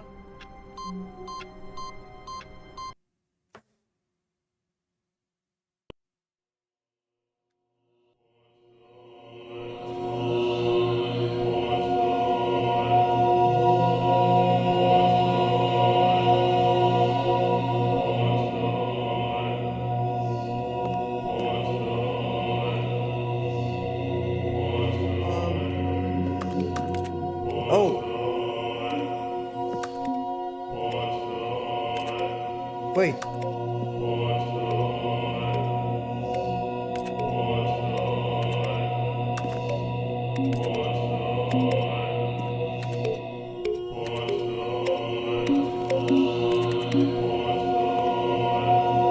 Am I seriously gonna push every one of these buttons?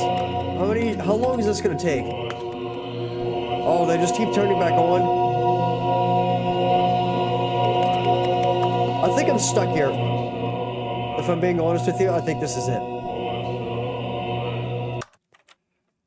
So we're gonna just start again. Okay.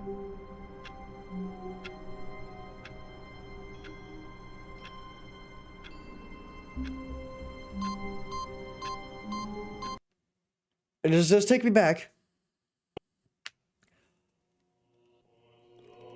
No way. Okay, I get it. Okay. Now, we do the DLC. Here we go. Oh, new content? What does that mean, new content?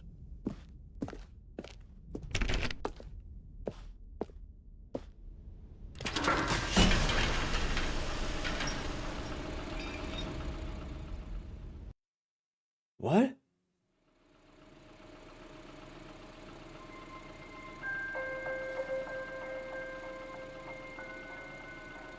Hello, and thank you for playing the Stanley Parable Ultra Deluxe. As you may know, the Stanley Parable was a video game released in 2013 on home computers. After receiving critical and commercial success, it was expanded upon in 2022 with the Stanley Parable Ultra Deluxe, a reimagining of the game for consoles and home computers. The Stanley Parable Ultra Deluxe features exciting new content that broadens and expands the world of the Stanley Parable, delighting audiences the world over. Please, step inside and see what thrilling new adventures await in the Stanley Parable Ultra Deluxe. Oh, well, this sounds delightful. I'm very excited to see the thrilling new Ultra Deluxe content. Okay, so far it's an elevator. Nothing special yet, but I'm sure it's just the beginning of a mesmerizing adventure. What do you mean? I've been playing this for 2.5 hours. Is it broken? What's going on here? Should we be moving somewhere or... Oh, there we go. All right, finally, at long last, it's on to the new content. I've never been more ready. Let's do it.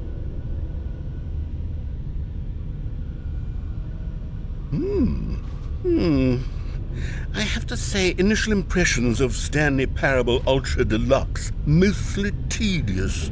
It's as if Oh, okay. Let's see the content. Give me the content, Stanley.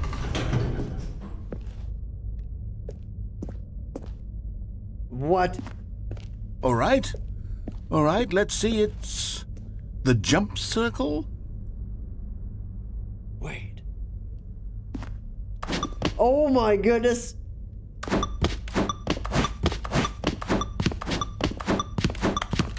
Let's go.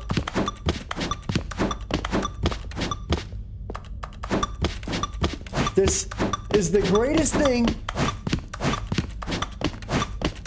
I have ever seen.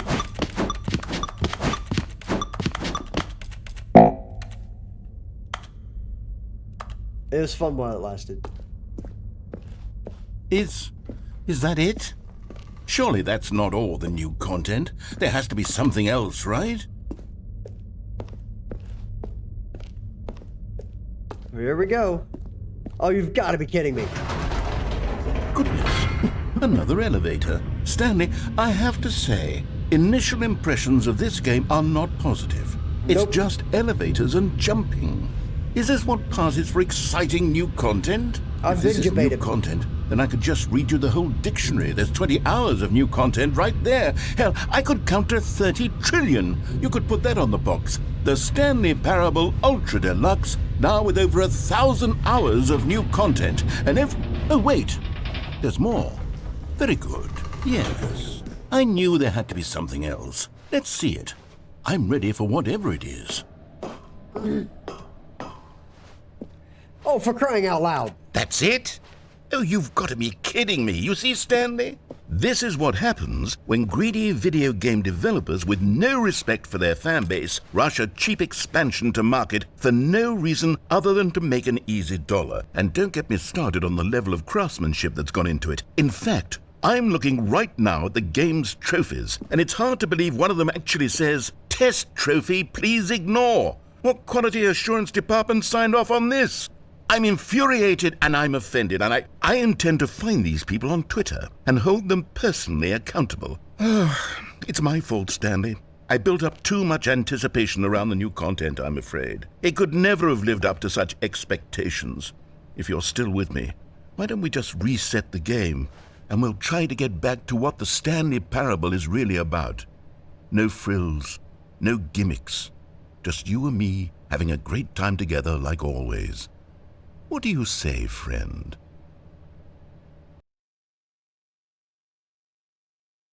What? No. Wait, no. The confusing ending. Something about a library and a black thing in an office is deteriorating and I die. It's a confusing ending.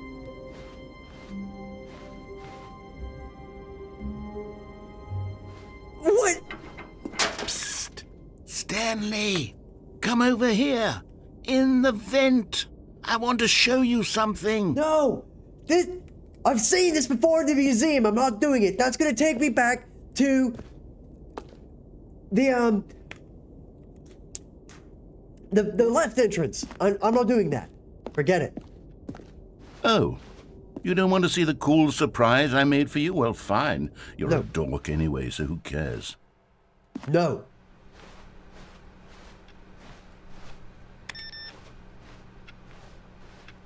Right. So the new content door is closed. When Stanley came to a set of 2 open doors, he entered the door on his left.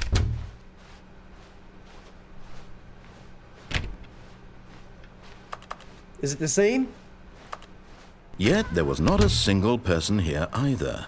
Feeling a wave of disbelief, Stanley decided to go up to his boss. Coming to a staircase, Stanley walked upstairs to his boss's office. Wait, did I miss it? Wait, did I seriously miss it? Wait, to be rich is a crime. To commit crimes isn't it rich? What a life would be to have to pick just one. Oh. Right.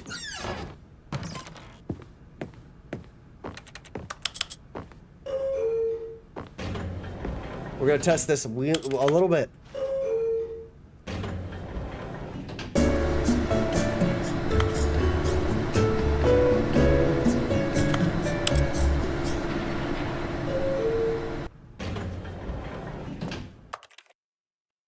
No way! Oh, good. Thank goodness. Psst! Stanley! Come over here! In the vent! I want to show you something! Okay. Thank goodness for benevolence, so I don't have to deal through that tedious thing all again. Okay, you remember how cheap and unsatisfying the new Ultra Deluxe content turned out to be? Well, it got me thinking about the past, and how much better the Stanley Parable used to be. So I made something special and tucked it away here where the game's developers won't find it. Just our little secret. Take a look. I call it the Memory Zone. It's where I've been storing all my favorite memories so I can relive the peak experiences of my life whenever I want. Experiences like the launch of the Stanley Parable on PC. What?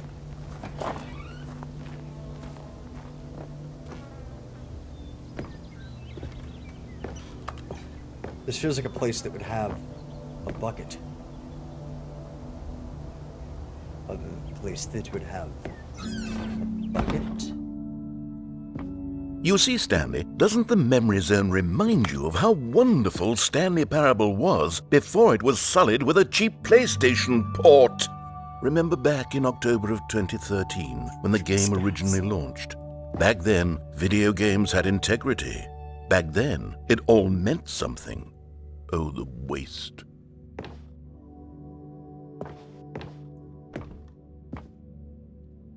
What?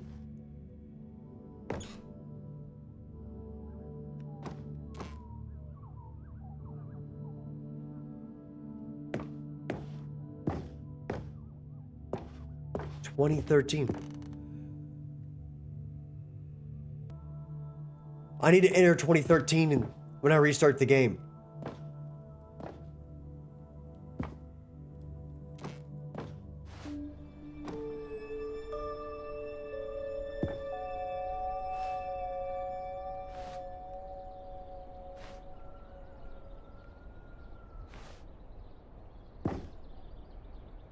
No way. It's impossible to get this achievement.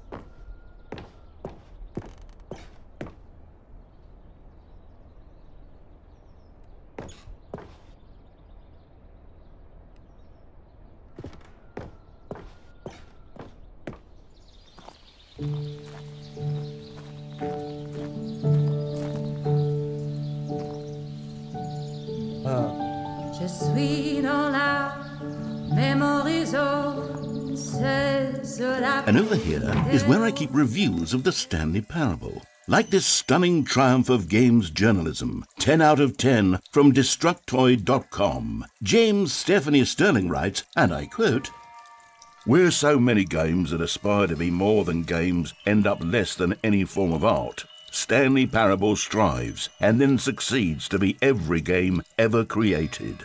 Did you hear that, Stanley? Every game ever created. That's how grand and all-encompassing the original Stanley Parable was. It was literally every game ever created. It was Skyrim, it was Persona 3, it was all of them, and now it's nothing. It's no games at all. It isn't even the Stanley Parable anymore. It's just a husk now. A lifeless husk with an hour of new elevator content.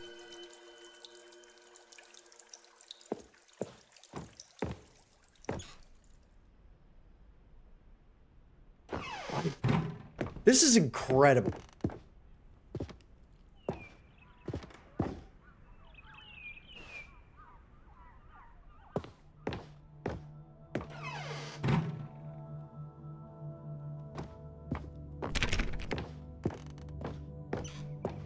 Here's another moving passage, this time from GameSpot.com. The Stanley Parable is both a richly stimulating commentary on the nature of choice in games and one that offers some of the most enjoyable, surprising, and rewarding choices I've ever been confronted with in a game. 9 out of 10. Don't you get it, Stanley? The game was perfect. It didn't need anything else. It didn't need new content. All they had to do was transport it in pristine condition along to the PlayStation. Boom, done. And they couldn't even do that. Couldn't resist the urge to go meddling with a beloved franchise.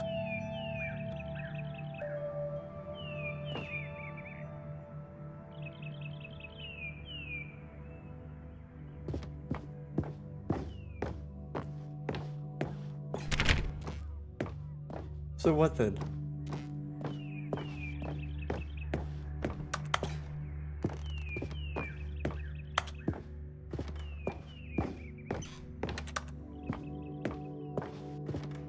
So what?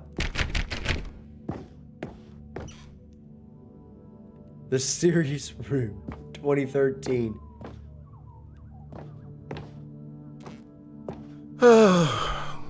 These were simpler times, Stanley. But I wouldn't give to go back to have it all over again.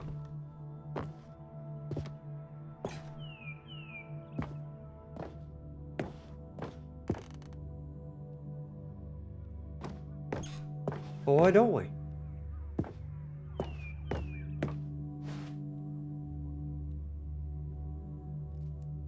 People play games because of what they can do inside them. And your game is very good in letting them know they can't do anything. Literally nothing. Literally anything. Oh.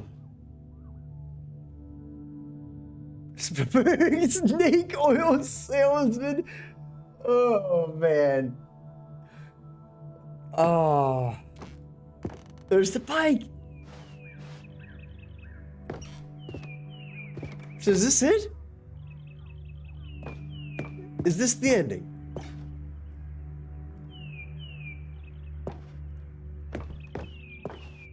Of it all?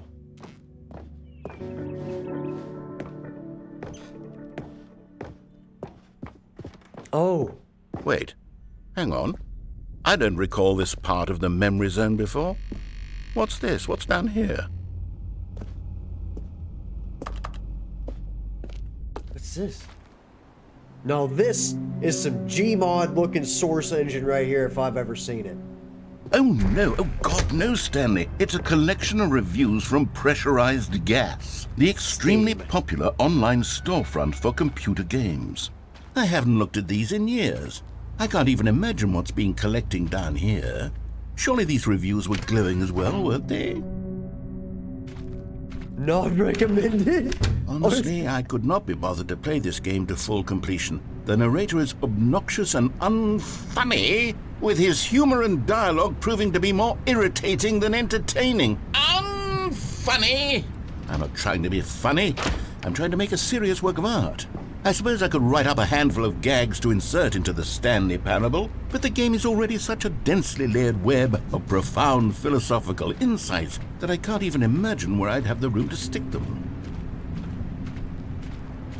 Wait. Oh, you have me excited over a bucket.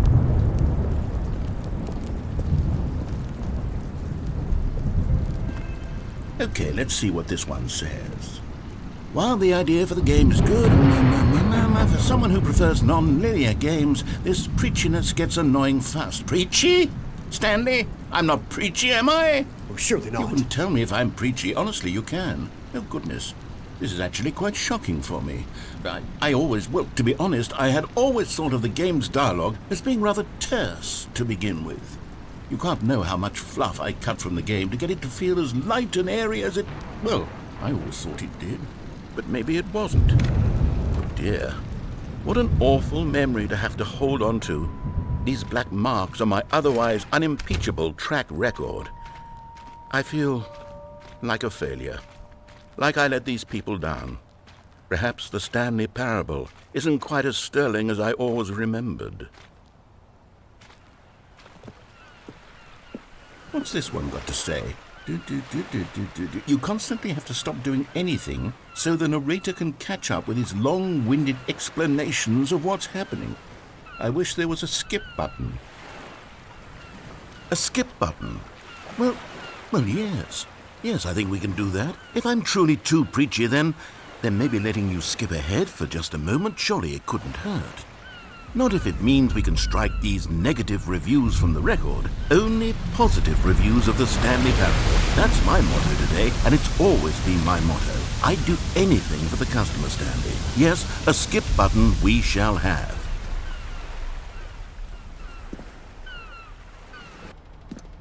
And here it is. Go ahead and give it a shot. I'll pop you forward in time so that the second my incessant droning starts to bore you, with just the push of a button, you'll have zipped right past it. It's what the players have been asking for, and I'm very proud to have delivered. No more listening to me rambling on and on and on. No. The Stanley Parable is a game for the people, and if the people want silence, then by goodness, that's what they're going to get. Well, don't sit around waiting for me to shut up. Go ahead and make me shut up. Here, we'll pretend that I've just begun an interminable monologue, and it goes something like this. The story, and the choices, or what have you, and therefore, by becoming it is, so on and so forth, until inevitably, we all until the end of time, at which time everything all at once, so, now you see, blah blah blah blah blah blah blah blah blah blah blah blah blah blah blah. We've eaten too much and it can't be just yet, no, until 245. that the logic of elimination working backwards, the deduction therefore becomes impossible to manufacture. It went on for nearly 10,000 years, until just yesterday, here and there, forward and back, and never a moment before lunchtime. It can't be. It's the only thing there is. How many billions left until so much more than forever ago? Which is why I say the story and the choices, or what have you. All right. And therefore, by becoming All it right. is. So on and Oh, you're back, you see. You were only frozen in time for a few minutes, but it was plenty of time for me to deliver a long, rambling monologue full of unnecessary verbal flourishes and lengthy ruminations on the nature of choice in video games. Of course, I happen to believe it was perhaps one of my more profound such ruminations. Not that, of course, you need a description of it, but if I had to describe it, I'd say it was perhaps less of a rumination and more of a treatise. Or maybe a manifesto. Look, I'll outline it for you very briefly, and you can tell me what you think. Okay, so my theory is that any choice you've ever made is simply a series of choices made by the person who you are, or were, or will be at the time of having made said choice. That is to say, if by Fine. Well there, sport. You really did catch me rambling on a bit, didn't you? But that's the power of the button. The minute I start to go off on a thoughtless display of self-absorption, it's right at your fingertips to go poof, and it's all over. I can't wait to see what Cookie 9 will say about this, and whether they'll edit the rating of their pressurized gas review, or at least change some of the wording, perhaps. To be honest, I don't even know if one can change their review in the first place. I guess I should become better educated on how exactly pressurized gas works. Perhaps that would have been a smart thing to check on before I went on about this whole exercise of making the skip button. Although I have to imagine that after seeing this exciting new technology at work, surely whoever it is who runs pressurized gas will instantly run out and implement a new feature to make it possible to edit one's review merely because of this very situation. Yes, I think that's quite likely. Or perhaps they'll simply grant this particular user the ability to change their review so that the feature is not widely abused. Look, I would even be okay with... Okay, fine. Okay, welcome back, Stanley. Now, I should say that the amount of time the button has been skipping through is becoming longer and longer. That last one was, well, I want to say maybe 30, 45 minutes? It's not unendurable by any means, but it's, well, there's really only so much I can ramble on to myself about. I know, it's shocking, isn't it? But at any rate, I do suggest that we not press the button again. I think the skip button has been aptly demonstrated, and we can say goodbye to it and just... Wait, how do we get out of here? Where did the door go? Wasn't there a door that led into this room? I do feel quite certain that there was one here before. How else would we have gotten into the room in the first place? I don't think one can enter a room without a door of some sort, or a window or something like that. Do you see a window anywhere? A porthole? A sufficiently large crack in the wall? I'll take any of these. All I want is for us to move on and to please step away from the skip button, to go anywhere other than the skip button. There was a door here before. Oh, dude, I gotta push the... I swear there was. Where did it go? Can you maybe just ram your way through a wall? I'm pushing the skip button, Is there any possibility that you could say... Stanley, please don't push the button again. It's been 12 hours. You've just been frozen there. I don't know why the skips are getting longer, but they're really, truly getting longer, and my God, there's no way out of the room. Stanley, the door is gone. It's completely gone. I've looked at it. Oh, Stanley, you're back. You're back. Oh, my goodness. I have someone to talk to again. Stanley, I think it's been a week. Or 2 weeks. I've been sitting here all that time. Just sitting here. Not a single person to speak with. And you'd think that that's just how it's always been, right? Me talking and you saying nothing. Would you think that it's exactly the same as always? Doesn't that feel like what we've already been doing? Me just talking? But it isn't, Stanley. It isn't the same at all. It isn't even close. Because I know you can't hear me once you push that button. Oh, hello. It's you. You're here again. Welcome. I have had time to think about you and about us and about everything we've been through. I've had so much time, I stopped keeping track after a year. Have you ever sat down in one place and not moved for one entire year? Let me describe it for you. To begin with, there is only regret. There is only the turning wheel of missed opportunities. I felt nothing at all but regret for the longest time, Stanley. Days, months. I lost it all in a blur of the deepest longing to undo the past. And when that feeling had begun to subside, what took its place is what I can only describe as the collapse of every moment I have ever experienced my entire life. All of them collapsed down into a single instant. In that... Goodbye.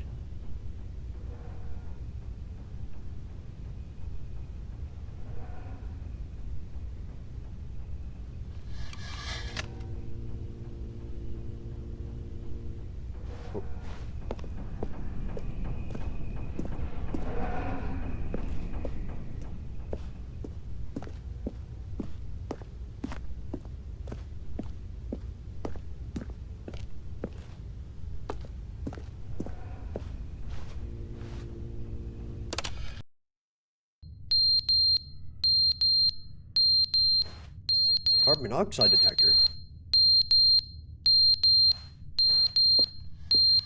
I'm gonna breathe all the air in this room.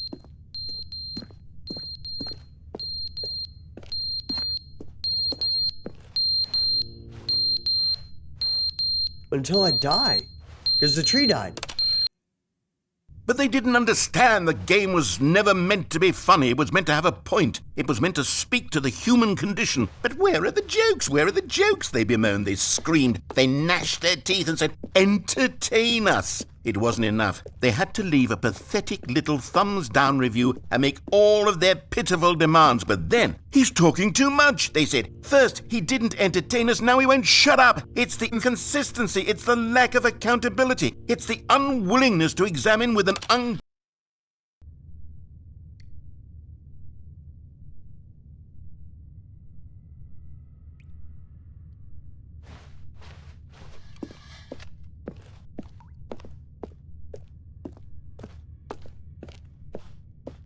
But there's nothing here.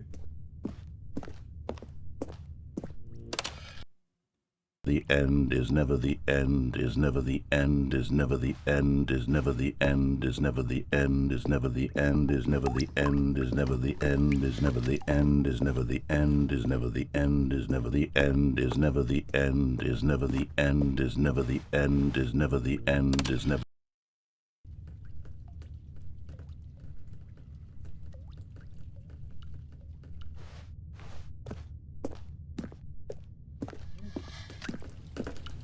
Is this it?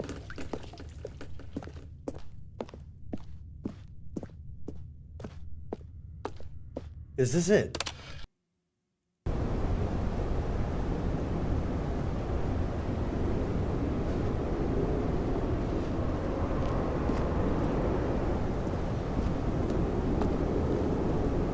This is it. This is...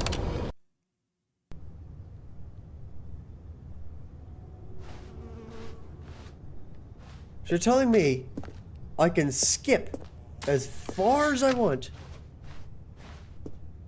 and eventually something's gonna happen. Eventually. Radioactive.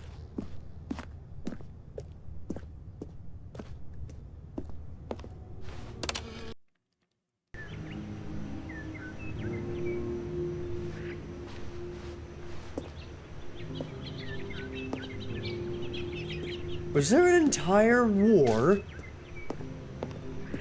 An entire nuclear war?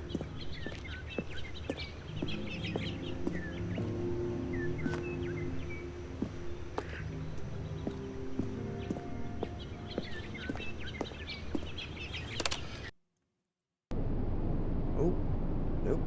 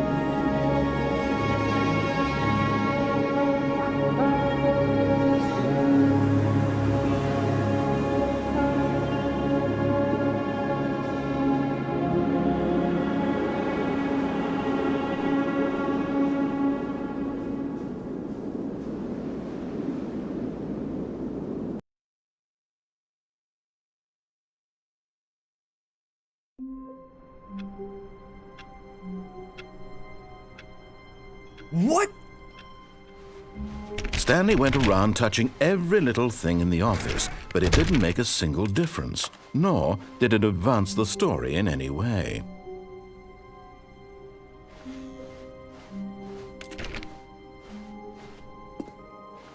New content. Oh, good. You notice my sign. Yes, I have something very exciting to show you. Oh boy, here we go.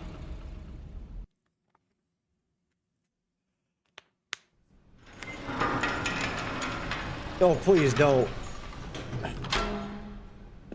Alright. Well. You see, Stanley, I've been reflecting on the Stanley Parable and about how roundly disappointing this Ultra Deluxe version has turned out to be.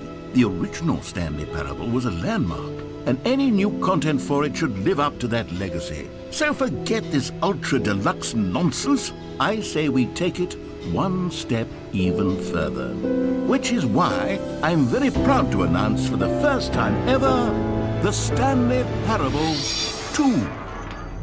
What?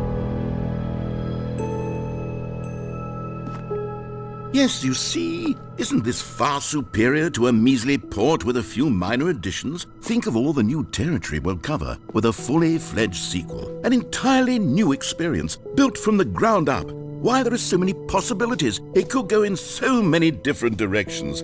This is what fans have truly been asking for.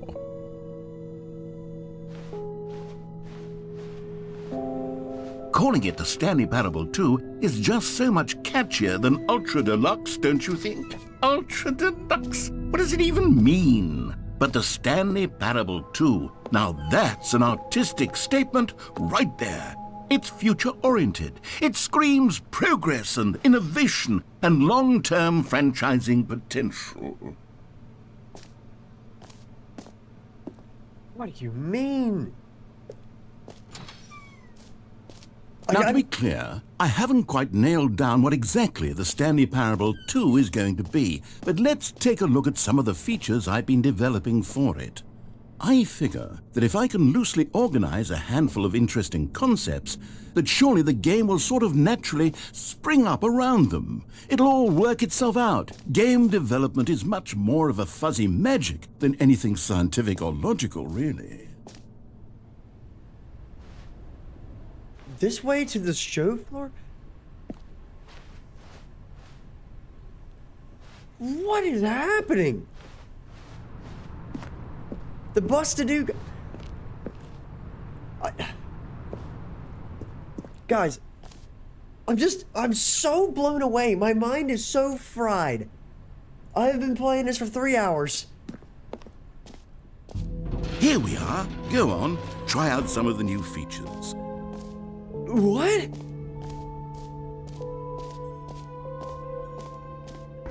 For the Stanley Parable 2, I asked myself, what do players really want? And of course, the first and most obvious answer is that they want to be individually recognized and validated as people. So with that in mind, my first addition to the game is this button which speaks the name of the person playing the game. Isn't that wonderful? Jim. Sorry, I should have clarified. Right now, the button only says the name Jim. But of course, in the final game, this button will say your name, whatever name that is. Here, let's have you role-play as Jim to really simulate the full experience of this feature. Just play along. I promise you'll love it. Okay, here we go. Let's take a deep breath, clear your mind, forget whoever you are, and simply become a person named Jim. I want you to imagine yourself living as Jim, sleeping and waking as Jim, falling in love and being heartbroken as Jim, seizing all of the world's possibilities as Jim, and as Jim watching your dreams crumble into dust. Do you feel it deeply?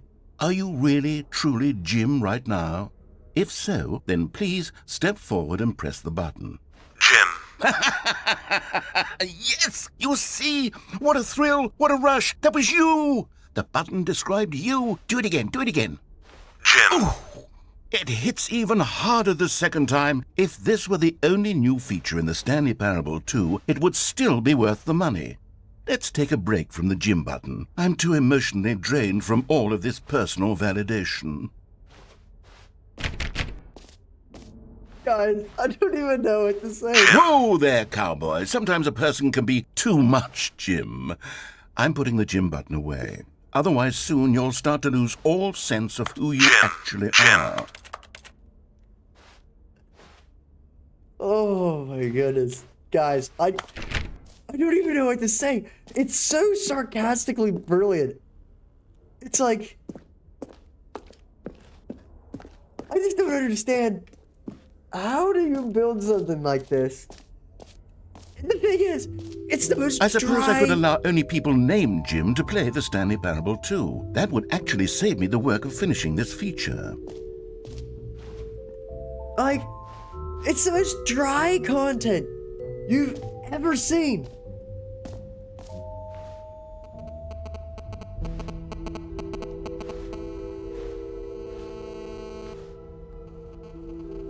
Wait. Is that SSTV? I don't know. But dude, it's such dry content. An epilogue would be fun, wouldn't it, Stanley? Yes, it would go at the end of the, well, we'll figure that out later. Okay, cool, man. What are you talking about? No. It's a bucket. And I don't know how to... I've had to cut so much from this. If I turn this into a video, you're not going to understand why the bucket is such a big deal. And just don't worry about it. Okay. We're just bear with me here, okay? Free and easy trophy, get it here. I can't believe it's that simple. Oh, okay, I'll stand right here. Give it to me.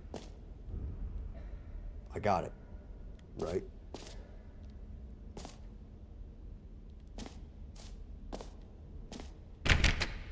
I did not get it. Pull the lever, receive your new trophy. No more steps. Now, here's something special. You remember that broken test trophy that got left in the game on accident? Well, I'm developing a technology to simply give you the trophy. Yes. You see, you'll come to this lever, and when you pull it, the trophy will be given to you. Okay, perhaps I should have clarified. This is technology that will exist. Right now, the trophy is still fully broken. I'm not a wizard, Stanley, but I guarantee it will be fixed in the sequel to at last satisfy the hordes of ravenous fans all over the world who have been uproariously demanding this feature. Gamers, we hear you, and I promise it will happen. Oh my goodness. They really baited me with the unachievable trophy, didn't they?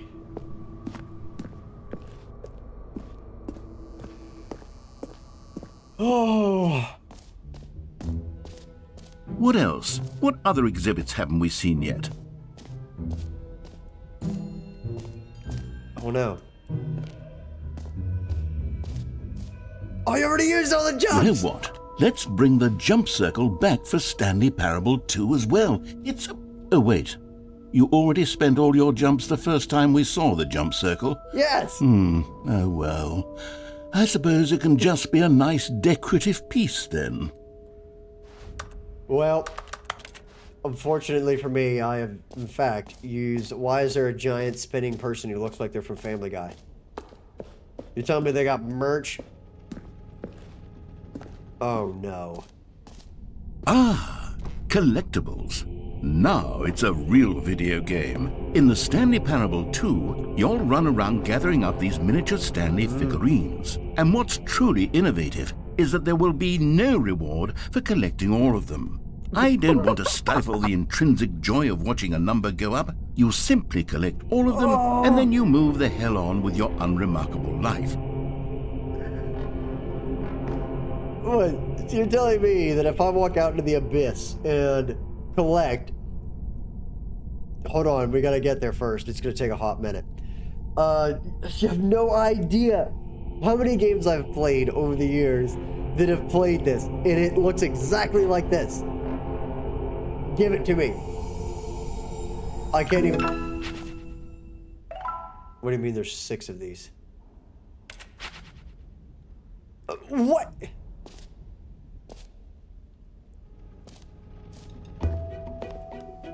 What do you God, mean? it really is the worst when you collect everything in a video game and then they give you a big fancy reward for it. Absolutely tragic. I don't even know what's going on anymore, guys. I have completely lost it. My brain is officially mush. Is that a frying pan? Never mind. Okay. Actually, I understand space-time, believe it or not. And yeah, I'm cool with space-time. I don't know the continuum and all that and how you can affect it. So, but this, it just keeps going. That's exactly... Stanley, here's an idea that I'm truly fond of. It's never been done before in a video game. This is, in fact, a hole that you can fall down forever. That's right.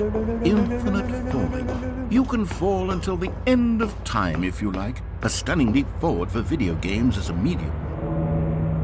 Do I want to do that right now? I'm just gonna...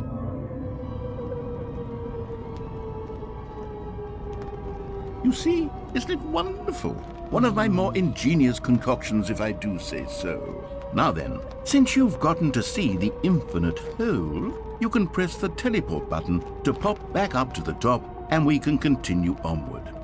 Oh, thank goodness. Great. Now, I'm very excited to show you even more of my ideas for the sequel. Good, because, dude, if I had to fall through an infinite hole and then had to go back through the entire hour and a half that has been this DLC, I might have lost my marbles. I kid you not. But where am I supposed to go from here? Oh, exit's over there. Okay. So, infinite hole and free trophy, which I never got. The bucket, that's right. The bucket, to bring me back to reality. The bucket. That's right.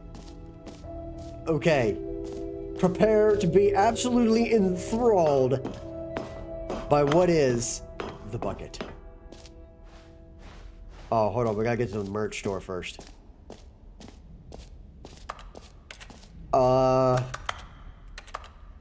Okay, they have no merch. At this point, I might buy a shirt, if I'm being completely honest with you. If it's fried my brain this hard... A common complaint of the Stanley Parable was that it was confusing and paradoxical, that it engendered a chaotic sense of reckless despair in those who played it. Well, I am happy to say that after much consideration, I've engineered a clever solution to this fundamental problem with the game. It's the Stanley Parable Reassurance Bucket. You see, Stanley, anytime you're holding the bucket, a sense of calm and ease will fill your mind and your heart. It's true. As long as you hold on to the bucket, the many disorienting contradictions of the Stanley Parable will feel perfectly normal and perhaps even comforting. You may even come to long for the gentle embrace of jarring cognitive dissonance while the bucket is in your arms. And to be honest, it's a much more convenient solution for me than actually redesigning the game to be less uncomfortable. Can you imagine what a pain in the ass that would be? Yes, yeah. The bucket is the perfect solution. Come on, give it a try.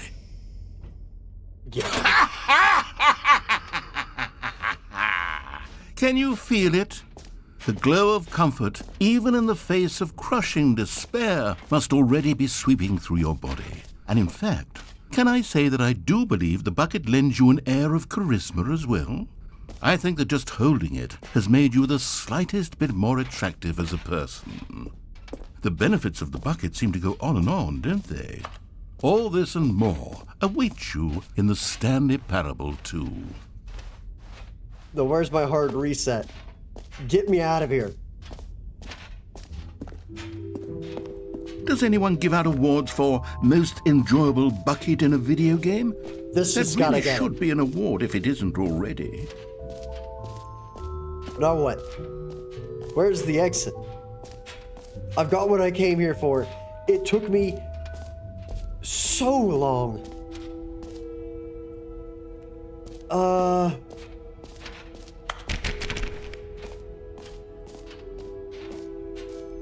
I don't know what to do with this bucket, but I'm assuming... Okay, I'll be honest, I haven't yet decided on this one.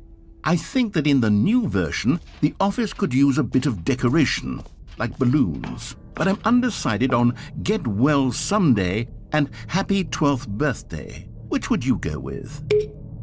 You know, sometimes when you solicit another person's opinion, it makes you realize that you knew which one you actually really wanted all along. Get Well Someday it is.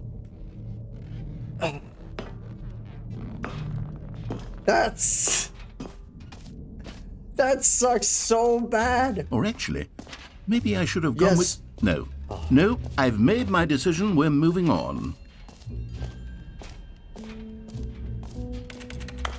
For just a hot second, I thought I had a choice. But unfortunately, I'm going for the infinite hole. I don't know how I got in here, so we're going to go back to the infinite... No, this is the lever. Where's the infinite hole? Signs of direction that never lead me astray. Oh, there it is. The huge sign. Now that I am confident that I can reach the bottom of this hole with my newfound bucket, right? I will absolutely be immeasurably fulfilled by jumping into the hole with the bucket. Right? Absolutely. Positively certain. In I go.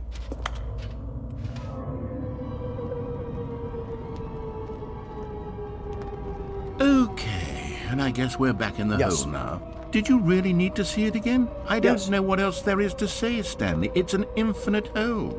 It's exactly what you're doing right now, but forever. There really are so many other fascinating exhibits that I've prepared for you. I really spent quite a lot of time on all this, and I would very much like to show you some more of them. How about we go ahead and press that teleport button again so we can get back to what's really important about... Oh, goodness. Well, this is rather embarrassing, Stanley. I'll be honest with you. I truly did not believe that anyone would actually stay in the hole long enough to hit the bottom. Yes, I know, I told you the hole was infinite, but come on. Who actually wants to fall forever? The hole was plenty deep. It was more than deep enough, in my opinion. Maybe it's you who likes falling too much. Maybe you're the problem. Look, things got a little heated there. I think we both said some things we didn't mean. Why don't we just put all this behind us and agree to just call the hole mostly infinite? If that works for you, then go ahead and press the teleport button to warp up to the top of the hole and we can move on. I'll just be up here when you're ready. No, we wait. You know what? I ain't doing it. We're going to the top. Oh, for heaven... You see, I was right. The problem is you. The problem is that you like holes too much. Not normal. A normal person would have said, yep, that's an infinite hole right there, goes on forever till the end of time. Don't need to see it all, but not you. Oh, no, no, no, no. You have a weird sort of... Oh. Did the hole seem even shorter to you this time? I couldn't help but feel like you spent a little less time in there than you did before. I mean, admittedly, I didn't make an infinite hole, but I didn't think it was that not infinite. Well, I suppose once again there's nothing to do here. If you decide you've had enough of the hole, you can hit the teleport button and come join me up above. Had enough? I'm positively thrilled. I really do have so much more to show you and to talk about, and I've had enough of the hole for a lifetime. Gosh, how could I have guessed? You're back in the hole. If this starts to become a thing where... Wow, okay, yes. I'm starting to become extremely certain that the hole is not only not infinite, but that it's growing steadily less and less infinite. I suspect that I'm starting to hit the point where it's no longer feasible to call the hole infinitely deep, even by the lax overall standards for accountability and marketing. What's going on here? Stanley, I have no explanation for the uncertain nature of the hole's length. Here, let's try something. Let's pop back up to the top, and we'll see if it gets any shorter. Well, there it is. How is this still appealing to you? I know you're obsessed with holes, but at this depth, I just can't see this scratching the itch. Oh, who am I to judge? You just do whatever it is you're here to do and hit the teleport button when you're ready to move on. I've got my fill. Is the, teleport button not working? You sure? I've gotten too greedy. Well, I mean, I really don't have an explanation. It was working just a moment ago. Try it again. I'm doing it. Still nothing? Well, I suppose there is one thing I can do to fix this. I'm out. Goodbye, Stanley. You couldn't bear to be away from the hole, and now you'll get more time with it than you could ever have asked for. It's a win for everyone. You get to be with the hole, I get to do literally anything else. Take care, Stanley. I hope you and the hole have a wonderful rest of eternity together. Oh.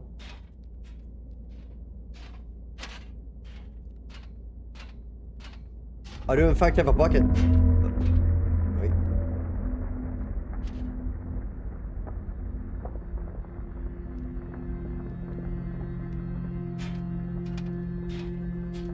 You know, the weirdest thing about this, I got here with the skip button.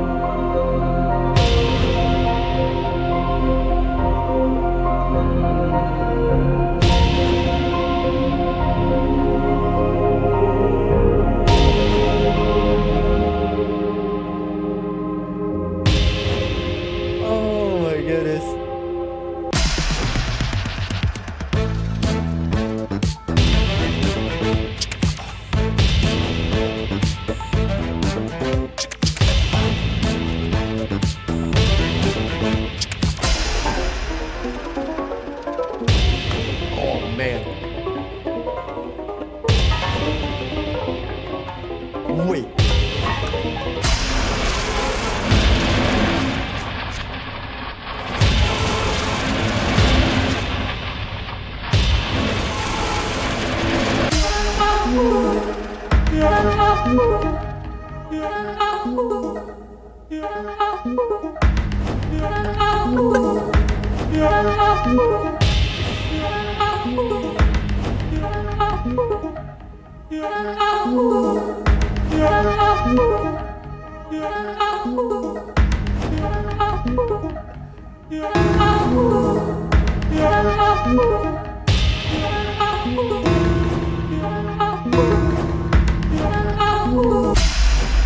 I have no idea what's going on. Now you're no longer using up the space of mine.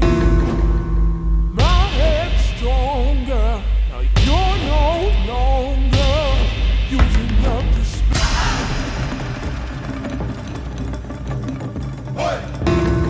Stanley? Stanley? Stanley!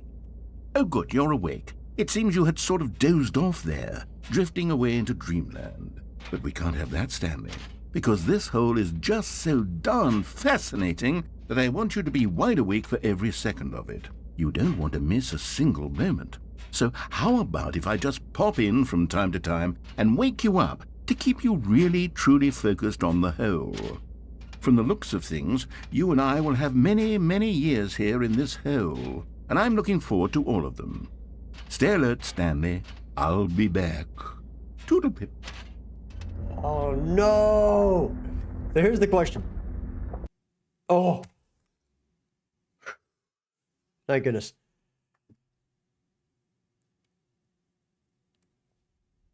What? This is not what I was hoping. Here we are. Go on, try out some of the new features.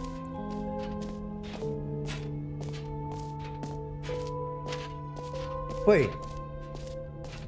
Come now, you've already made your choice. It's true that you chose badly, but we all have to move on from our mistakes.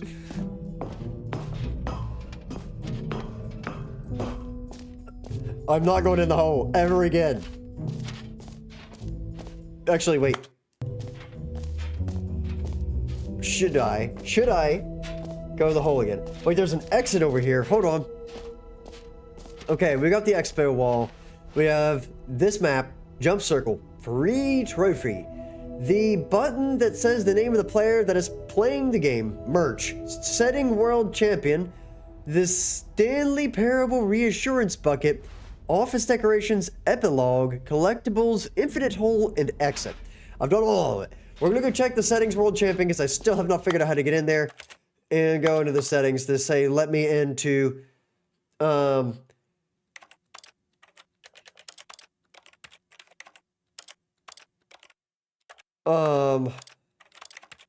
do... Wait. Hold on. There's gotta be... No, surely not.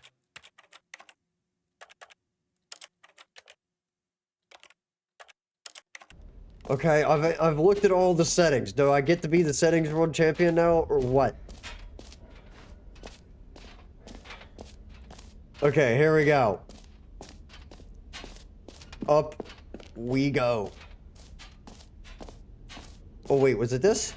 Yeah, it was this. There we are. So if I'm standing right in front of the door, what happens?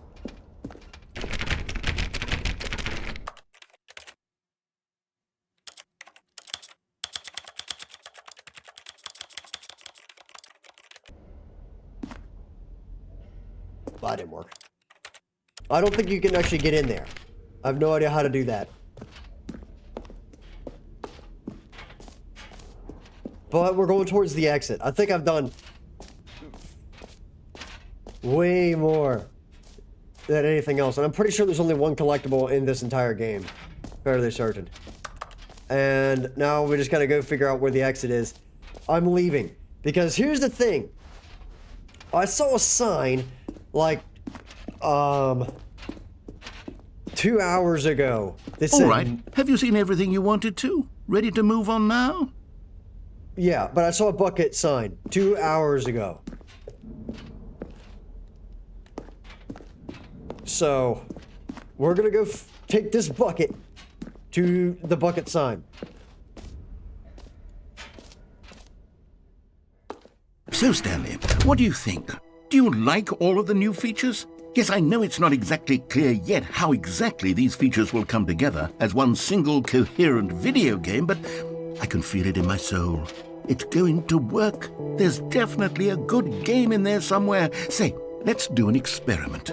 I'll arrange these new features together, and we'll see whether or not it coheres into a meaningful gameplay experience. Okay. Are you ready? Yeah. Here it is. I give you the Stanley Parable 2. That's it. Well, I mean, there's potential here, right? It's sort of... Okay, never mind. Hold on. Let me do a different arrangement. Okay, yes, this is much better. I feel good about this. Here we go. Version 2. Who am I kidding, Stanley? This isn't a coherent video game at all. It's a lot of gags. And I do very much enjoy creating gags, but they don't add up to anything. I wanted more than anything to create a sequel that would capture all the magic of the first game. I wanted fans to love it. No matter how good these gags are, they won't stand on their own. They would need the structure and the gameplay of the original. Wait, maybe that's it.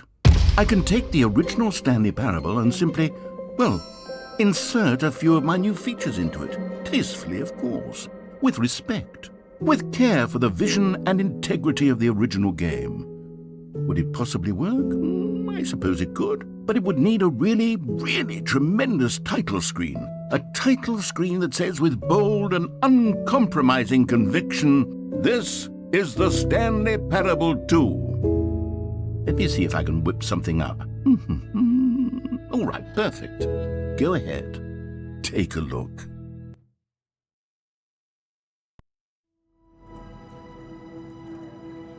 There's no way.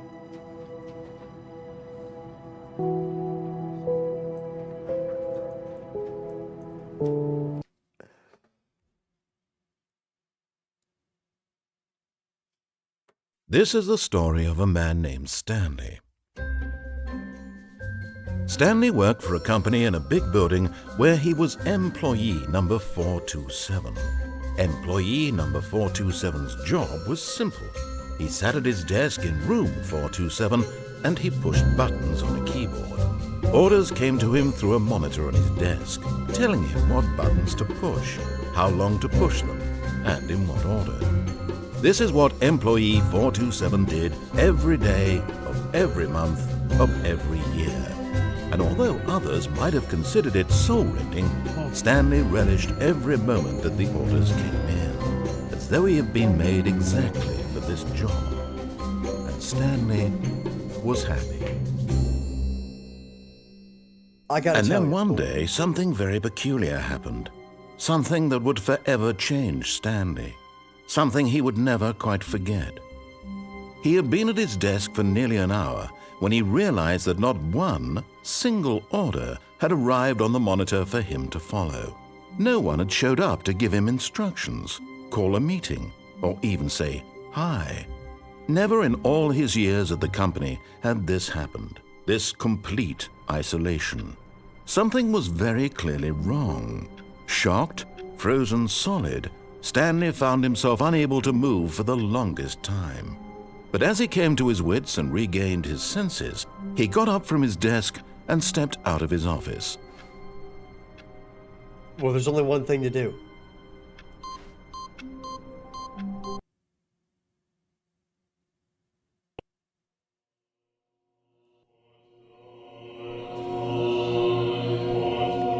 Okay.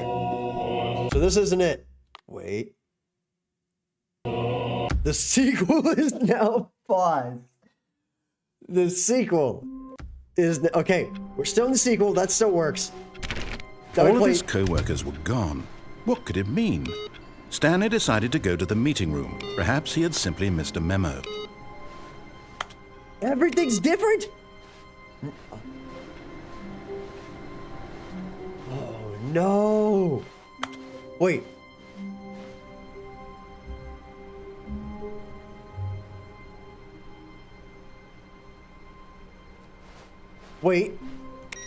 Wait. If I make this into a YouTube video, which would be an endeavor, if I do that, this bucket's gonna be the thumbnail. Okay. Stanley went around touching every little thing in the office. Right. Stanley felt the bucket calling to him, begging him to pick it up. Why was he not doing it? I'm not picking up that bucket. I have to do Standing this. now in this incredible room, Stanley for the first time understood true happiness. Then the feeling went away, and he felt sad again. Then it came back, and lingered for a minute or two. Now it's only half there. Just a kind of, tingle. Why this room? Every time. Why this room? You got something more for me, or is that it? Is that all Yes, really okay, worth it being. fine. Goodbye.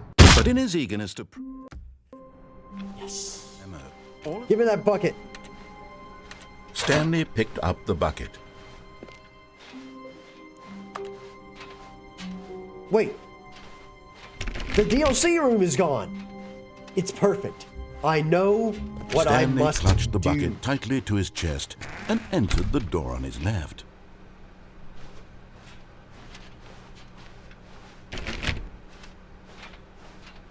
Okay. Still no one was here. Stanley needed the bucket's warmth and comfort now more than ever. Perhaps his boss's office was where he'd find answers. His boss is off. He's about to get so pissed. Oh, Stanley, can you feel it? The broom closet. It wants the bucket. You can feel that, can't you? The aura of jealousy. It's as clear as day. This broom closet believes it deserves the bucket. I can really feel it now. It's a bucket. It belongs in a broom closet. That's what the broom closet is trying to say here. It's supposed to go with the other cleaning supplies. Good for you, Stanley. Don't give in. Don't hand over the bucket. I know how hard it must be, given the pressure that the broom closet is putting on your shoulders right now, but you have to be strong. This is your bucket. This is your companion and lifelong friend. You can't hand it over. Oh, no. We're getting into name-calling now, it seems. Is this how low the broom closet has sunk, that it has to resort to this stream of petty insults simply in order to get you to hand over the bucket? Stanley, I never liked this broom closet for a variety of reasons, but even this is worse than I had imagined. And wait, now the broom closet has the gall to imply that you and the bucket are not truly deep and lasting friends? That your relationship is purely superficial and convenient? That your life is so banal and meaningless that you'd feel the same sort of kinship towards any inanimate object which happened to lay in your path in an even partially enticing manner? Well, I never. Go on, Stanley. Lay into it. Really tell the broom closet off for its demeaning comments. Expand on the wide variety of experiences you and the bucket have shared together. Go through each of them point by point. Share your journal entries detailing the rich emotional landscape of your feelings for the bucket as they have changed and evolved over the years. Let him have it. Oh my goodness. Am I gonna have to... Do I have to replay the whole game with this bucket? I've got you something which I think will help settle this debate once and for all. Here we go. There. Now it's settled. No more debate, no more discussion. Take a hike, broom closet, with all your meandering philosophical diatribes about the nature of cleaning supplies and their relationship to broom closets in the natural order of things. Okay, are we good? Can I leave? All right, I've got a second sticker back here, and I'm going to slap it on as well because I think it's appropriate. You see? I feel that it works because the sticker is also a bucket. That way, if you're ever unsure whether the thing you're holding is a bucket or not, you can look down at this sticker and say to yourself, ah, it's a bucket. There really is a wide variety of applications for this sticker. If I could get a sticker of that bucket, I kid you not, I would buy a sticker of that. You know what? I could take the name-calling and the dismissal of your kinship with the bucket, but now the broom closet is just giving us a silent treatment. And to be honest, I'm sick of the pettiness on display. You can stay here all you like, but I've had it with this impetulant room of cleaning supplies. Easily the most childish such room I've ever been in. I'll see you outside, and we can get on with the story about you and your bucket. Okay, are we done now with this closet? I have spent so much time in this bucket. Or in the bucket. In this... Oh, we're good. I'm never going in that closet. Actually, I'll go in one more time. Coming to a staircase, Stanley and the bucket walked upstairs to the boss's office. Okay. I'm going to the loo. Hold on. I get the feeling money's for stealing, but not yours, of course. Sergeant, that's a lovely purse. Oh. You found one of them. One of the miniature Stanley figurines. Remember, no reward for collecting all of these, only the intrinsic pleasure of a job well done. You can't buy that sort of happiness, Stanley. God knows I've tried. So, I implore you to savor each and every moment you come across one of these beautiful figurines. Right. Time magazine. Okay. I did not think that was going to be legitimate, but it was. Now.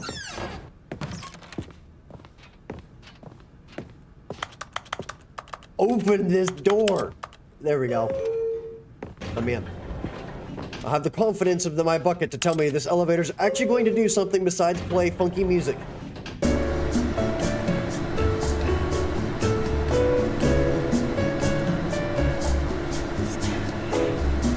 Where? We are right back where we were! Where you went absolutely nowhere. And we go. Okay. Stepping into his manager's office, Stanley was once again stunned to discover not an indication of any human life. Crushed by the weight of this revelation, Stanley may have broken down into an emotional dumpster fire if not for the soothing presence of the bucket. Even now, in his darkest of hours, did the bucket's warmth and guiding light pierce the dark clouds of confusion and chaos. It would be with him always. The bucket would, and he knew it. The two of them were inseparable. At this point, Stanley was so absorbed in the tender spiritual connection he shared with the bucket that he didn't notice the keypad behind the boss's desk. Nor in his bliss of simply being near the bucket did he have any notion that the PIN number for the keypad was 2845. But Stanley guessed the correct code by sheer luck. Was it that the bucket knew all along? Was the bucket guiding him? Yes, this is certainly the most logical explanation. What? Another miniature Stanley for figurine. crying out loud. This, there really must be a snappier name for these things. What about mini-stands? Stanley Right. figs? What about Stanlerines? Yes, I think I like that. Another Stanlerine under your belt. Oh, that one was short. Okay. Right, now we have two options. The elevator raced downward, plummeting towards an unknown fate.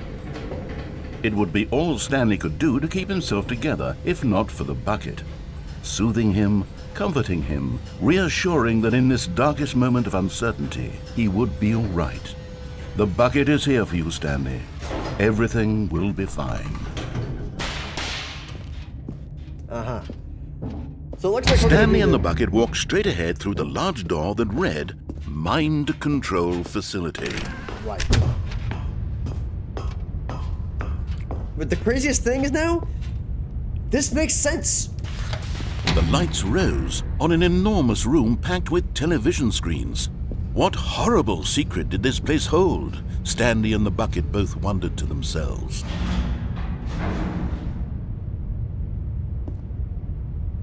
Oh, I forgot about this, sorry.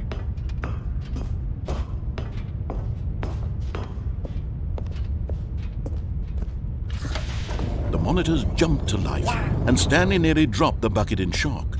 Everyone in the office was being videotaped, monitored like guinea pigs. The bucket had never seen anything like this, and it very nearly burst into tears as Stanley cradled it gently, reassuring it that everything would be fine.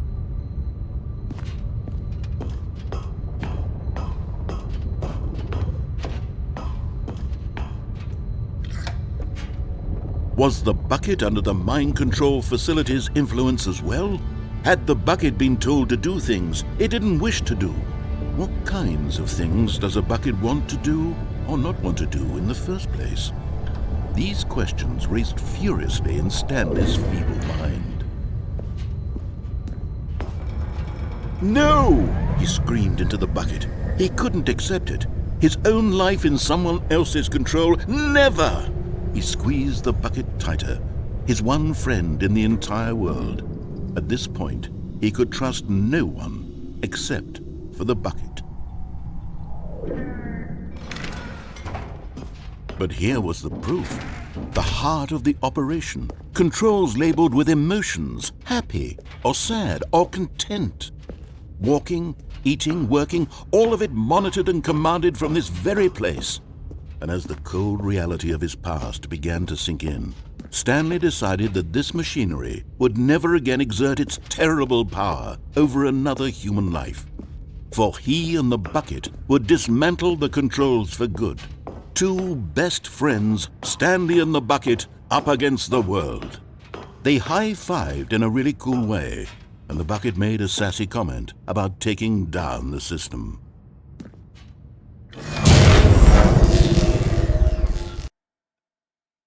Oh, Stanley and the bucket waited in blackness. Was it over? Yes, they had done it. Stanley and the bucket had defeated their greatest and darkest enemy, freed themselves from the tyrannical grip of the evil mind control machine. Freedom was now mere moments away. Excitedly, the two of them began to discuss the kind of life they wanted to live once they stepped through this massive door. The bucket wanted to learn to roller skate. Stanley wanted to sneeze in every country on Earth. Both of them wanted to begin watching a movie, any movie, but then stop it halfway through and begin watching it in reverse from the end. True, it was a simple life they envisioned, but it was one they'd lived together, with one another to lean on, to trust, to support. What? Wait. What was happening? Why had the door stopped? Was Stanley and the bucket not about to be freed? An unbearable silence filled the room, lingering in uncertainty, until finally the truth hit Stanley square in the face. This building did not want the bucket to leave. Even the facility itself recognized the incredible calming presence of the bucket, needed the soothing warmth of the bucket, would go to any lengths not to part with the bucket. No. Stanley can't leave this place, not while he has such a precious bucket in his arms. Not while this building has anything to say about it. Stanley realized he would never again leave this very room. But at least he has the bucket. To be trapped eternally in darkness isn't really so bad, Stanley thought to himself. As long as I have my bucket with me, right? I'll be okay, won't I? Stanley gulped. Very soon now, he was about to find out. What? Is this gonna... You're just gonna... How wonderful. Stanley was alone. Finally. This is great, he thought to himself. This is what I've wanted all along. I got what I wanted.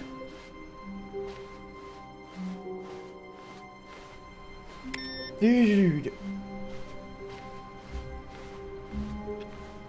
Okay. Stanley lifted Off the we bucket go. into his arms, and a wave of comfort rushed over him. We'll do this side Stanley again. clutched Bottom text. Nice PowerPoint, loser.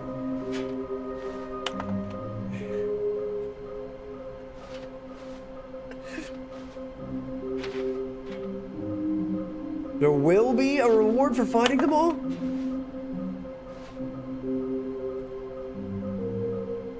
Okay, well, it looks like I'm doing that now.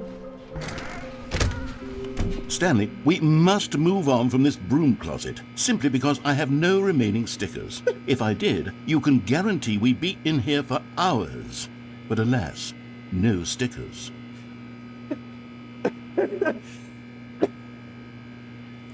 They knew. They read me like a book. I came in here for a third sticker, and I couldn't get one. And I believe them. I'm leaving. Coming to a staircase, Stanley and the bucket walked upstairs to the boss's office. Wait, no, we have to do that first. No, I can't do that one yet. Hold on, I gotta go down here first. I have to ignore those instructions, excuse me, and go down here. Oh, looky there. Surprise, Okay, I'm surprise. going back to the name of these little Stanley figurines, and now I'm torn between Stanlerines and Figlies. What do you think, Stanley? What name better encapsulates the intrinsic sense of happiness that you get from seeing a small number in the corner of your screen go up by 1? Let me sit on it. I'm sure it will come to me. Beautiful. Off we go. But Stanley just couldn't do it. He considered the possibility of facing his boss, admitting he had left his post during work hours. He might be fired for that. And in such a competitive economy, why had he taken that risk? All because he believed everyone had vanished? His boss would think he was crazy. And then something occurred to Stanley. Maybe, he thought to himself, maybe I am crazy. He looked down at the bucket in his arms. Am I crazy? He asked the bucket. The bucket returned his gaze, but said nothing at all. That's strange, Stanley thought. Usually the bucket is a source of guidance and wisdom for me in difficult times such as these. He held the bucket close, yet felt none of its familiar reassurance and comfort. And that's when Stanley realized, this isn't my bucket. It's just a normal, everyday bucket. Someone else's bucket, perhaps. How did I end up with someone else's bucket? This is all terribly wrong. Surely no good would come from this. Who knows what sorts of bizarre hallucinations Stanley might experience without the psychologically grounding presence of his bucket. And indeed, now he noticed that the rooms were repeating, which was, of course, very odd. And now he felt himself floating off the ground. Oh, gracious, he exclaimed. Without my bucket, I've gone truly mad. Where is it? I must find it. Far off in the distance now, he heard it, calling to him. Stanley! Stanley, it's me, the bucket. Could it truly be? He rushed forward from room to room, passing by one bucket after the next. None of them were his. None of them were his special bucket. Come to me, Stanley. Find me. He had to find the bucket. He had to return to his old friend. It was the only way to truly restore his sanity. And then suddenly, he froze dead in his tracks. He knew where the voice of the bucket had been coming from. The real bucket was inside of him all along. It was incredibly painful. Stanley doubled over in agony and blacked out.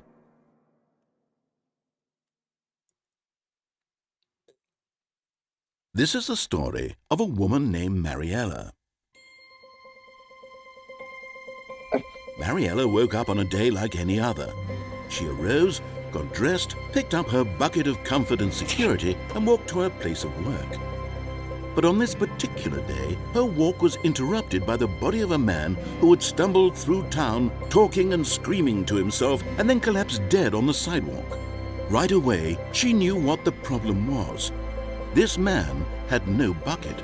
Of course he'd gone mad, ranting and raving about a narrator describing all of his actions and how everything is predetermined and free will is an illusion and it's all just a video game. It could all have been prevented if only he'd taken his bucket with him. Perhaps he didn't even realize he'd forgotten his bucket at home in the first place.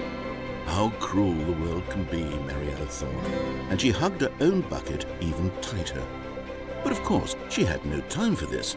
There were a myriad of confusing problems she would soon have to confront at work, for which her bucket would provide absolute guidance and total clarity on everything. Heck yes, she thought to herself, my life kicks ass.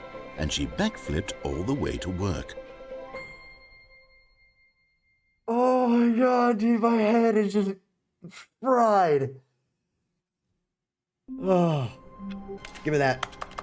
Give it The to me. confusion and the chaos all seemed to melt away as Stanley embraced the bucket, clutched the bucket We'll roll this way tightly this to time. his chest. This was not the correct way to the meeting room. Yeah. But Stanley had felt the bucket calling to him, telling him that the employee lounge was simply the place to be. And here it was. Had the bucket turned out to be correct? Was this better than the meeting room? Yes, Stanley thought to himself. Yes, perhaps it truly was. How insightful the bucket turned out to be. Hey. Oh, wait a minute. I forgot. There's always a second one, right? Or is it just going to hit me with, yes, totally worth being here? Truly, being here with the bucket was a grand adventure. Stanley reflected on all they'd been through together. First, walking through the door on the right. Then walking to the lounge. Then arriving at the lounge. What a thrilling journey the bucket had inspired. Or you got one more for me, or you got to hit me with the please move on speech? Perhaps this was where the bucket Oh, felt most Jimmy truly at Christ. home. Here in the employee lounge. Perhaps it's the only place a bucket can even feel at home. That's got to be it, right? I don't know how many different things they have for this one room.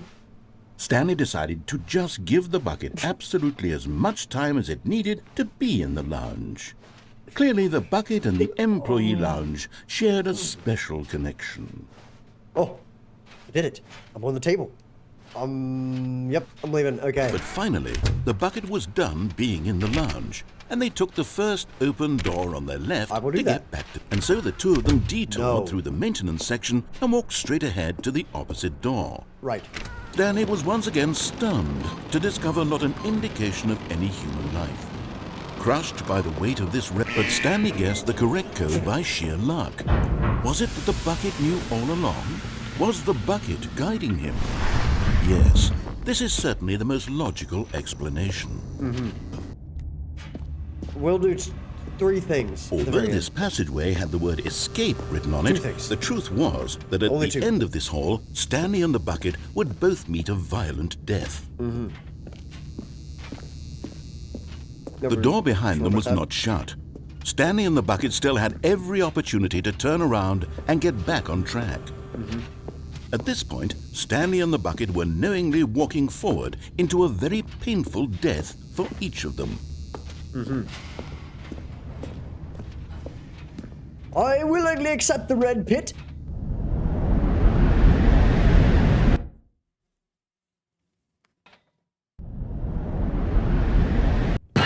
Okay, here we are.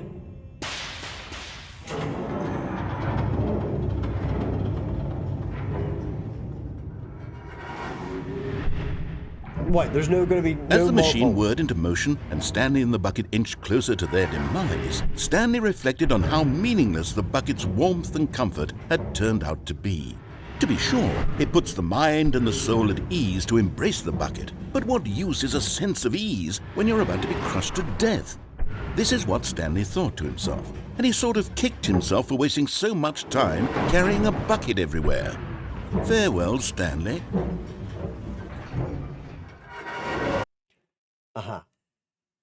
Farewell, Stanley, cried the narrator, as Stanley and the bucket were led helplessly into the enormous metal jaws. In a single visceral instant, the bucket's life came to an end as it was crushed violently to death.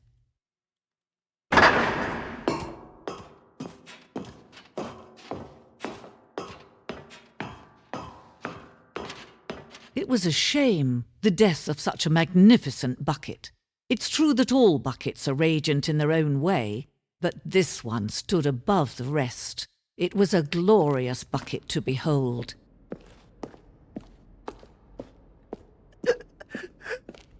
You are now standing at the precipice of knowledge. Much like a bucket itself, the human mind is frequently empty within a cavernous void. But through use of the exhibit in front of you, the mind becomes full and enriched and substantiated. Knowledge of the bucket and its history is the only true knowledge we really have. Will you take what you learn here out with you into the world? Will you accept with an open mind what may be challenging about the information in this exhibit? Will you change the lives of yourself and your loved ones as a result of this exhibit, or will you turn a blind eye and continue to live as you were in ignorance and darkness? Is there a single thing in here that has changed? Can you see how arrogant it was for Stanley to take a bucket like this and to claim it for his own? Can you see the hubris that blinded him? Can you see that the bucket is far more noble than Stanley will ever be in his short life? 25 buckets!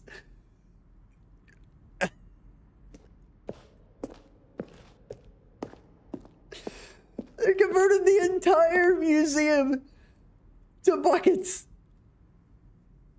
Fun fact, I've used a bucket with 2 handles. It pinches your fingers and it hurts really bad.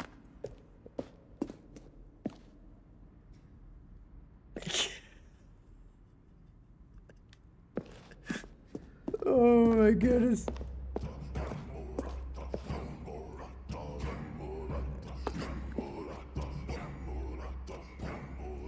My God. They redid the entire... No man can own a bucket, and certainly not a bucket as dazzling to behold as this one.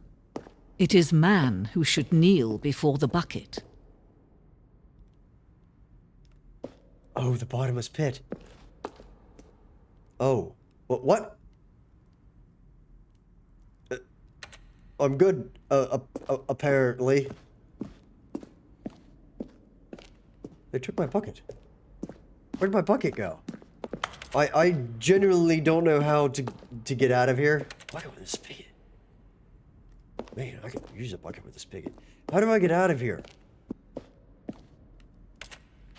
Oh. But there is something we can do. Something we can do together, you and I, that will right this terrible wrong. Let Stanley die. Let him be crushed by the machine. Don't reset the game. Don't give him another opportunity to run off with another beautiful bucket. We can save the world's buckets from their treatment as tools and implements if only we let Stanley die together. The bucket shall take its place as ruler, as leader, as commander of a new world, a new vision. This game is going to get referenced to death anytime I see a bucket. I gotta figure out how to get the bucket into this room, by the way, which really sucks. Just a step through this door, Stanley thought to himself, that's all I need. If I can make it through this door, I can make it through them all. Warmth spread through Stanley's arms. With the bucket in his arms again, he was home. Yes, I want to do this first. And so the two of them detoured through the maintenance section and walked straight ahead to the opposite door. Because we're going to have to go do the confusing one. Okay, here we go. Oh, good, Stanley. I'm glad you found your way here. I knew you'd find this place eventually. What? You see, your friends and I are concerned for you, Stanley. We've come together here because we care about you very much. It's this bucket you're carrying around everywhere. The bucket isn't even from the original Stanley Parable. It's just sequel content. We're the ones that matter, Stanley. Classic characters from the first game, like the Adventure Line and the Broom Closet. Because that's what fans want from a sequel. They want more of their favorite jokes, not this bucket that they've never seen before. Yes, I know I'm the one who gave you the bucket, but you're spending too much time with it. Don't you want another story involving the Adventure Line? We could make the Adventure Line go somewhere new. Yes, yes, that's what the fans want. Let's do it. Okay. I guess... Whee! Look at that wacky line. Who knows where it'll go off to next? Oh, and it played some silly music as well. No!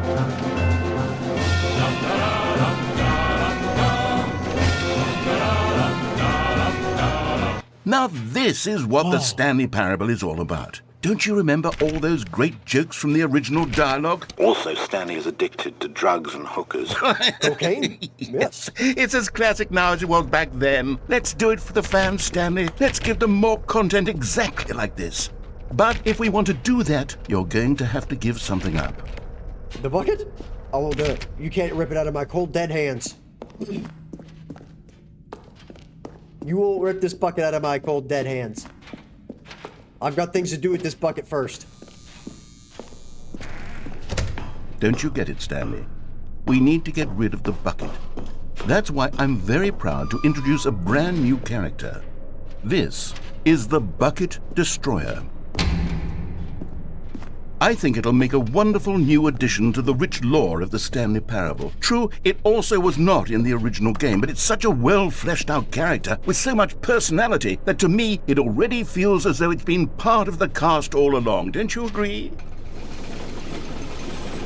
Can you guess what the Bucket Destroyer does? Surely you don't need me to spell it out for you. Go ahead now, Stanley. Say goodbye to the bucket, and then pop it into the machine when you're ready. What if I just stand here with the bucket? Now listen to me. It's crucial that you give it the bucket. I don't know what the Bucket Destroyer will do if it can't destroy your bucket. Destroying buckets is all it knows. That is its singular personality trait. Sure, I can hear you saying, how does a character with only one personality trait deserve to join the pantheon of beloved Stanley Parable characters? Well, you see, if you were to really explore the Bucket Destroyer, you would see that its desire to crush buckets is so densely loaded with complexity and nuance that it's really like 10 personality traits. What other object in this game can you even say that about? The Broom Closet? Certainly not. I wonder what sort of Bucket Destroyer merchandise the fans will be clamoring for after this. Okay, the Bucket Destroyer is getting very upset now. You'll have to hurry and feed it. We can't get back to the classic Stanley Parable characters like the Adventure Line or the Bucket Destroyer until you crush that damn bucket. Quickly now, the fans are waiting. Do it, the fans, Stanley. Give the fans what they want. Hurry and...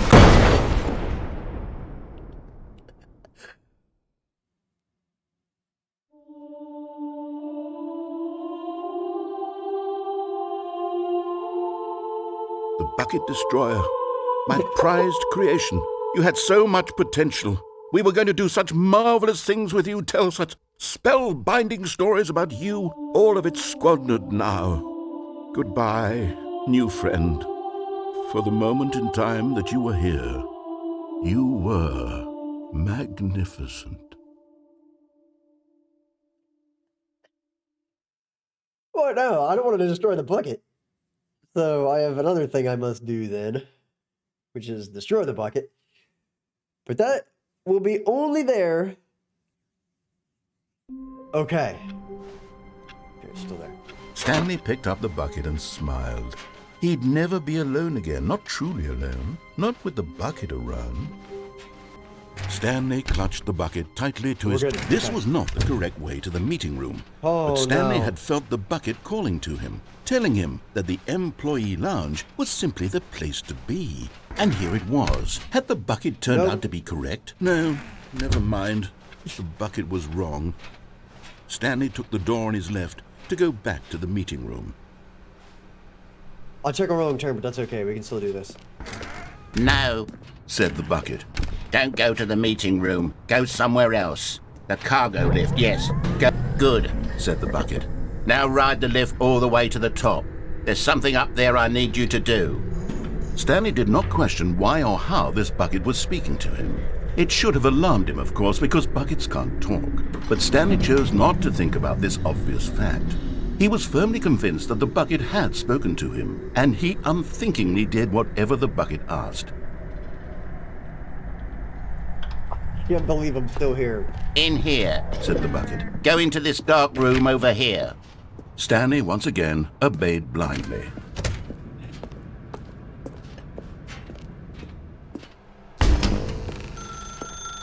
Now pick up the phone. This is the sad story of a man named Stanley and his bucket.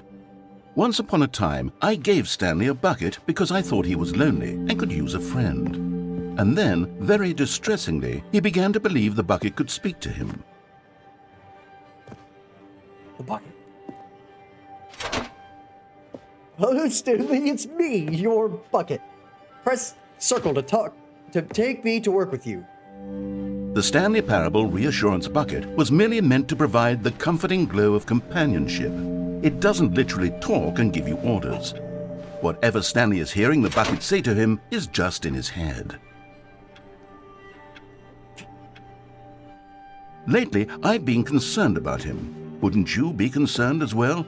To see him delusional like this, obsessing over an inanimate metal object? I want to say something to him, but I don't know how I can convince him. I don't know if he'll listen to me.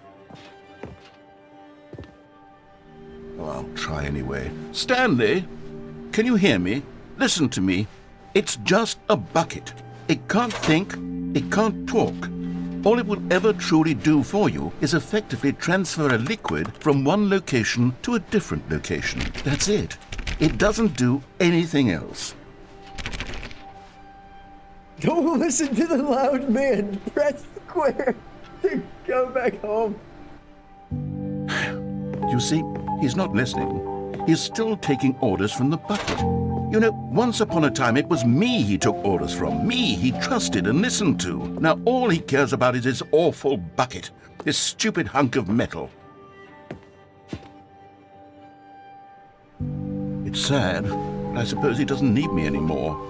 From now on, he's just going to cling to this bucket, this cold, empty bucket, this sort of shiny bucket. Well, I'll give it this. The bucket does have a nice shine to it. You believe I'm real, don't you, Stanley? Yes, I suppose on closer inspection that it doesn't quite look like your average hardware store bucket. It's just a little more, what am I trying to say? Sturdier, more capable of transporting liquid. Like it would be better at moving an amount of water from one room to another. Oh no. Oh my God, what am I saying? Better at carrying water from room to room. It's a bucket. It's literally just a bucket. Why do I feel some need to point out the ways in which it's so much more than just a regular bucket?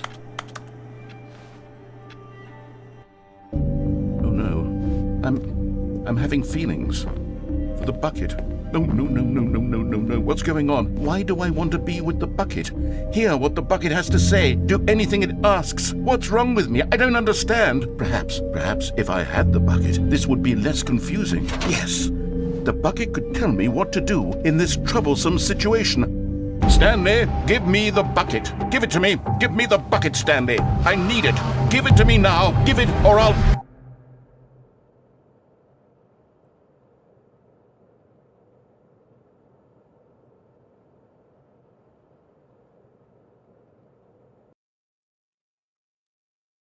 What was even that?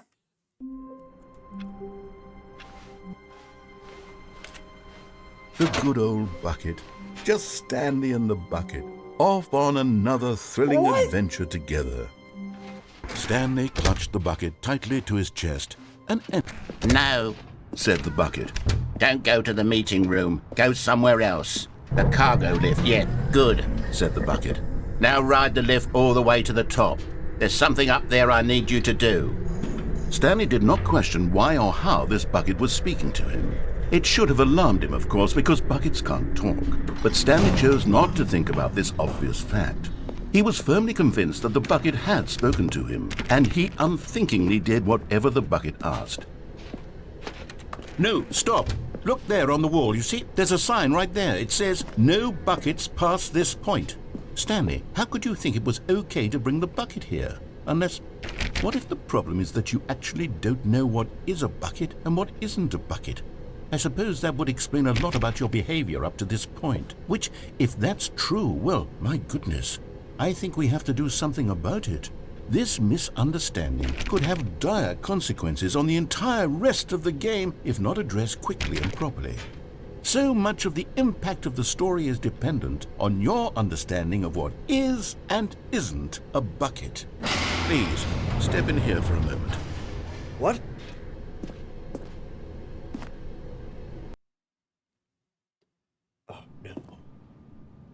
Oh no. Now then, I'm going to run you through some test scenarios and you'll tell me whether or not the thing I'm showing you is a bucket. Simple enough, right? This should tell us everything we'll ever need to know about what is or is not a bucket. Okay, let's begin. Item 1. Is this a bucket? Incorrect. It is a hologram of a bucket, not an actual bucket.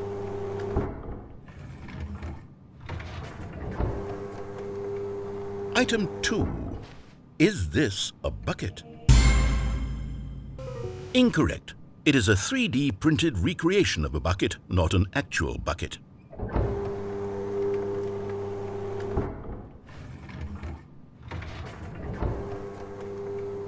Item 3. Is this a bucket?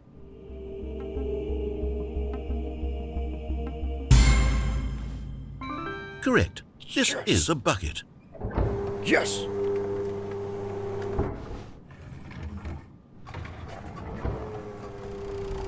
Item 4. Is this a bucket? Correct. Right. This is a tractor and not a bucket. To be honest, I just sort of put this one in here as a gimme, but I was starting to get concerned that even this might be too much for you. Thank you for not making me look like an idiot. Okay, next one.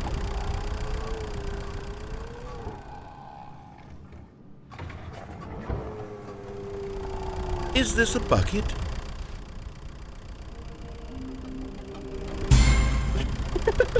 Incorrect. What do you mean? This is a bucket.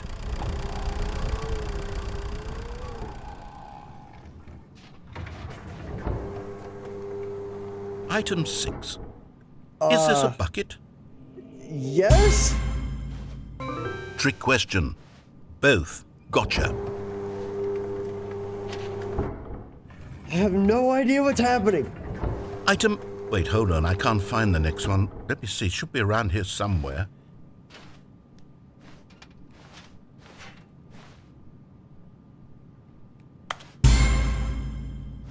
Yes. Thank you. There's nothing here. Of course it isn't a bucket. We both know full well that nothing isn't a bucket. Wait, when I say nothing isn't a bucket, that makes it sound like I'm saying everything is a bucket, which of course is not true. Unless, is that what you think? Answer me straight, Stanley. Are you trying to tell me that you believe everything is a bucket? Yes. You know what? I'm too confused to even sort it out. I've lost all sense of perspective. What is a bucket? What isn't a bucket? Mere moments ago I could answer these questions with confidence, and yet now I'm somewhat adrift. Do any of us know what a bucket is? Am I a bucket? Stanley, Yes. I can't keep doing this. I'm losing myself, and myself was all I ever had to begin with. I'm afraid the bucket is threatening to tear our relationship apart. I can't have that. I'm sorry. But I'm going to erase all buckets from the game entirely. No! Okay, here we go. It's gonna steal the whole game! What happened? Is everything gone? Why did everything disappear? Wait, was everything a bucket? Every single thing in the game was a bucket. Oh my God, I had no idea. How could... except me. I'm not a bucket after all. And you, Stanley, you're still here. You're not a bucket either. Oh, this is wonderful news. We're not buckets. Yes, I actually feel much more at ease right now. It's delightful to get some clarity on that issue, but it doesn't change the fact that we haven't got a game. So, tell you what, I'll reset everything and we'll put back all of the buckets, okay? And we'll know that it's all a bucket. But if you run into anyone else, maybe don't mention that. Who knows what that information might do to a person? All right, here we go. What? Okay. There's two things I can think of doing. Oh no. I'm not doing that yet. Wait, the door's open. Where are we going today? The bucket asked. Stanley just smiled. Anywhere they went together would be perfectly fine with him. Hey Stanley, it's me. Just calling to let you know that you left your bucket at home. Silly. It's okay. I'm off to pick up groceries soon, so I could swing by your work and drop the bucket off at... Oh, wait a minute. This isn't your bucket. Wait, whose bucket is this? Well, if it doesn't belong to anyone else, I guess I could just, keep it.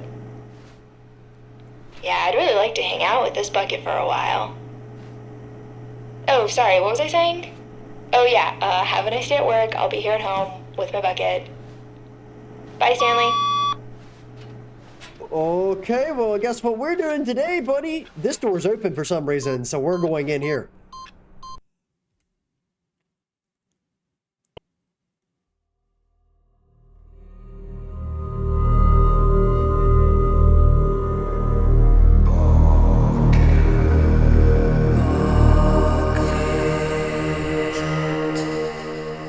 What kind of cursed rabbit hole?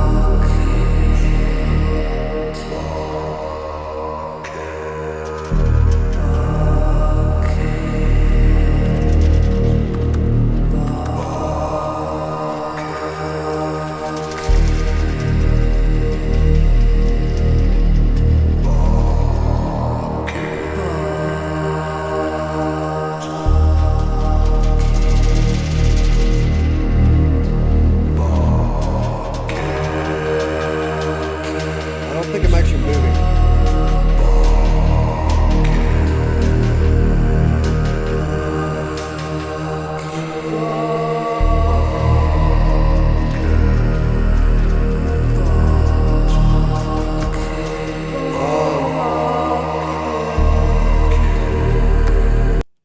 Yeah. I think I'm good with that one. Thank you for contacting the Future Happiness Foundation. We are confirming your shipment Wait, of meaning today? 1,327 cardboard boxes to your place of work. Can you verify that? A good bucket, a strong bucket, a humble bucket, a committed bucket, a bucket of culture and distinction. Stanley clutched the bucket tightly to his chest.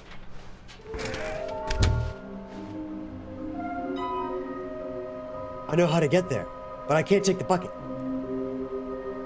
Upstairs Wait, to the how did I boss's get to- office. The shredder room. Oh, I've screwed up big time. Hold on. Nope. Hold on, we ain't doing this. I'm going back to the beginning. How long was I sitting there? Stanley wondered to himself. Minutes? Days? The embrace of an old friend. A weathered companionship that stands the test of time. I know what I must do. No, said the bucket. don't go to the meeting room. Go somewhere else. I don't remember how to get there. This is a really weird fever dream to me at this point. In Hold on here, just a second. Said the bucket. Go Is into this this a dark sad room over here. Stanley once again obeyed blindly. Or am I going the right way? Now pick up the dang it. Stanley and the bucket walked straight ahead through the large door that read Mind Control Facility. Alright, here we go. Stanley decided that this machinery would never again exert its terrible power over another human life. For he and the bucket would dismantle the controls for good. Two best friends. But at the last second, the bucket jumped in and pressed the button to turn on the controls. Stanley gasped in horror. Had this been the bucket's plan all along? To take over the machine and claim the power for itself? How could the bucket have betrayed him like this? Stanley was prepared to throw the bucket away in disgust when suddenly an image appeared upon the enormous screen. What? Birds. Silly birds. The control buttons became active again.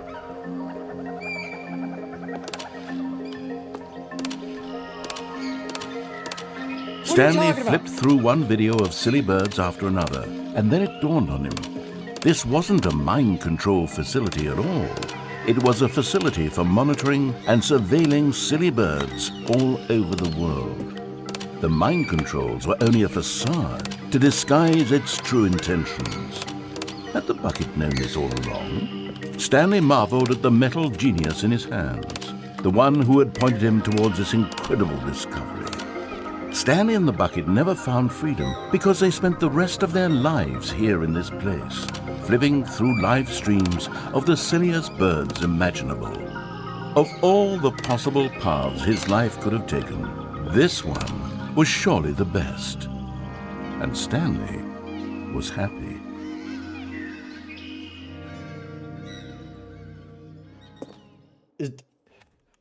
What happened if you did that normally? Alright, we're not picking the bucket up. Okay, I think we all know the drill by now. Blah, blah, blah. Dark secrets, the keypad. Stanley pushes some buttons. Oh, hey, look, it's a new passageway. Quelle surprise. Stanley decided that this machine... Oh, Stanley, you didn't just activate the controls, did you? After they kept you enslaved all these years, you go and you try to take control of the machine for yourself. Is that what you wanted? Control? Oh, Stanley, I applaud your effort, I really do. But you need to understand, there's only so much that machine can do. You were supposed to let it go, turn the controls off, and leave. If you want to throw my story off track, you're going to have to do much better than that. I'm afraid you don't have nearly the power you think you do. For example, and I believe you'll find this pertinent, Stanley suddenly realized he had just initiated the network's emergency detonation system. In the event that this machine is activated without proper DNA identification, nuclear detonators are said to explode, eliminating the entire complex. How long until detonation then? Let's say, 2 minutes. Now this is making things a little more fun, isn't it, Stanley? It's your time to shine. You are the star. It's your story now. Shape it to your heart's desires. Oh, this is much better than what I had in mind. What a shame we have so little time left to enjoy it. Mere moments until the bomb goes off. But what precious moments each one of them is. More time to talk about you, about me, where we're going. What all this means, I barely know where to start. Where's 3? What's that? You'd like to know where your co-workers are? A moment of solace before you're obliterated? All right, I'm in a good mood. You're gonna die anyway. I'll tell you exactly what happened to them. I erased them. I turned off the machine. I set you free. Of course, that was merely in this instance of the story. Sometimes when I tell it, I simply let you sit there in your office forever, pushing buttons endlessly and then dying alone.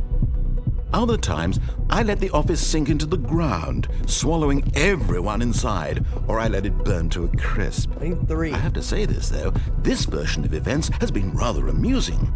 Watching you try to make sense of everything and take back the control wrested away from you, it's quite rich. I almost hate to see it go.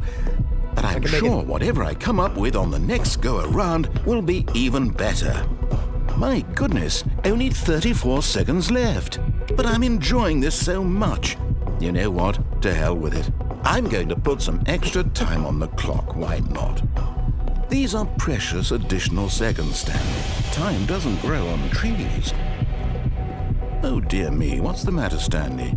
Is it that you have no idea where you're going or what you're supposed to be doing right now? Or did you just assume when you saw that timer that something in this room was capable of turning it off? I mean, look at you. Running from button to button, screen to screen, clicking on every little thing in this room. These numbered buttons, no, these colored ones, or maybe this big red button, or this door. Everything, anything, something here will save me. Why would you think that, Stanley? That this video game can be beaten? Won? Solved? Do you have any idea what your purpose in this place is? Stanley, you're in for quite a disappointment. But here's a spoiler for you. That timer isn't a catalyst to keep the action moving along.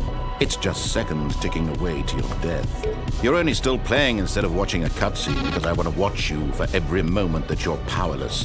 To see you made humble. This is not a challenge. It's a tragedy. You wanted to control this world, that's fine. But I'm going to destroy it first, so you can't. Take a look at the clock, Stanley. That's 30 seconds you have left to struggle. 30 seconds until a big boom and then nothing. No ending here, just you being blown to pieces. Will you cling desperately to your frail life, or will you let it go peacefully? Another choice. Make it count. Or don't. It's all the same to me, all a part of the joke. And believe me, I will be laughing at every second of your inevitable life from the moment we fade in until the moment I say, happily ever after.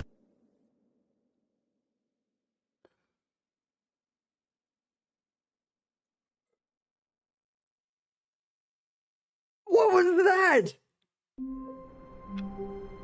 What? A soft wind blew outside and perhaps rain started, and if it did, it stopped shortly after. Stanley hoped that he would one day see weather. What? Not everyone is so lucky to have a bucket, but Stanley is a very lucky fellow. Very lucky indeed. Why is the office completely covered in paper?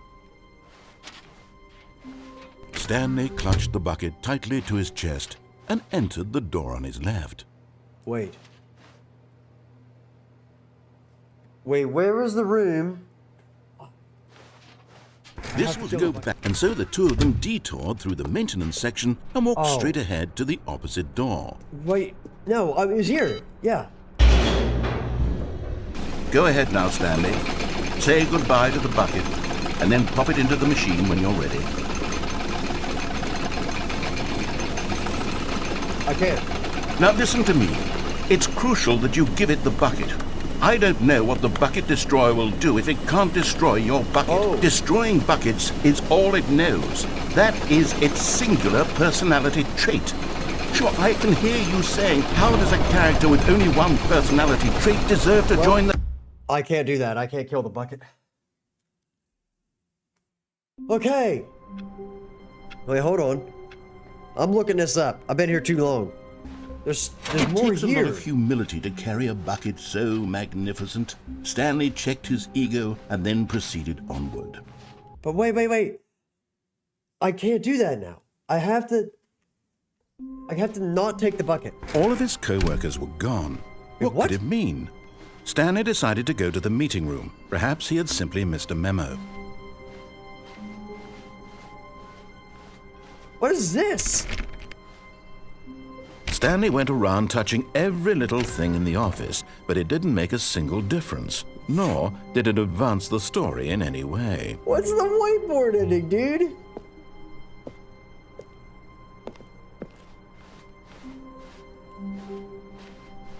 Stanley cradled the bucket in a gentle embrace, protective yet delicate. Okay, well, I assertive, found the yet whiteboard ending. Compassionate. This is like the classic thing from... We're just back Stanley here? clutched the... No, never mind. What happened? Well, now it's normal again. You're just gonna tell me it's normal again. Wait, Stanley thought to himself. Am I sure that the orders stopped coming in? How is that possible? They never stopped. Surely I was mistaken. No, the orders were still missing. What? Really? Yes. Are you that convinced that I want something bad to happen to you? Why, I don't know how to convince you of this, but I really do want to help you, to show you something beautiful. Look, let me there prove it is. You're getting close now, Stanley. You've nearly gotten all of the Figler anlarines. Very soon, you'll collect the last one, and then the first number will equal the second number, and that will be it. We'll be different people by then. Different in the sense that we used to have none of them, and now we have them all. You can't go back to when you had no Figler anlarines. None of us can.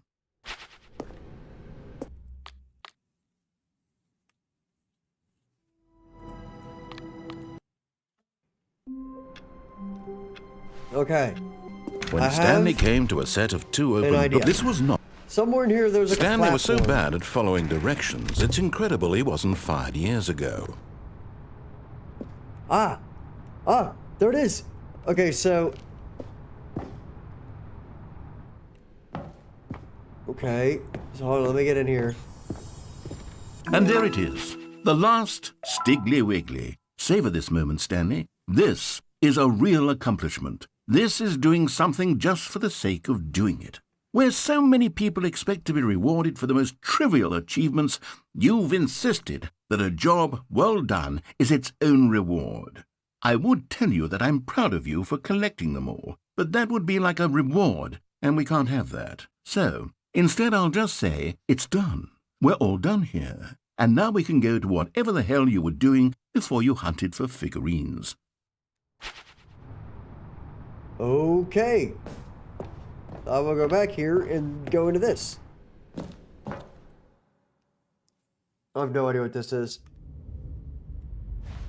Stanley had now gotten himself so far off the beaten path that it seemed the office had begun. So far off the beaten path that it seemed the office had begun. So far off the beaten path that it seemed the office had begun. So far off the beaten path that it seemed the office had begun. So far off the beaten path that it. You didn't think I was actually just a recording, did you? What a silly and trite explanation that would be. All the back and forth between you and me, all the absurd adventures we've been through, and it all turns out I'm just a tape recording? It was all just in Stanley's head. I bet that's the kind of twist you think is revelatory. I bet each and every time you watch a movie where it turns out all to be in the main character's imagination, you must absolutely bolt off the couch in pure shock at the phenomenal and intricate storytelling. It must be so simple to be you. Life being an unending waterfall of surprises and delights. How much more exciting you must find the world than the rest of us do. Now I've become sad. Look what you've done to me. This is all your fault. That's it? Okay. Wow, I got out of that room really speedily. But wait a minute. Oh. Stanley, I'm sorry, but I have to put a pause on things. It's those figurines. Those Figlers. I haven't stopped thinking about them since you nabbed every last one. Wasn't it just the most intrinsically fulfilling moment of your entire life? Didn't it fill you to the brim with inner richness? Yes, I know we're supposed to be telling a story, but won't you please indulge me with one more trip back to the memory zone? I would love nothing more than to revisit the figurines. Just one more time.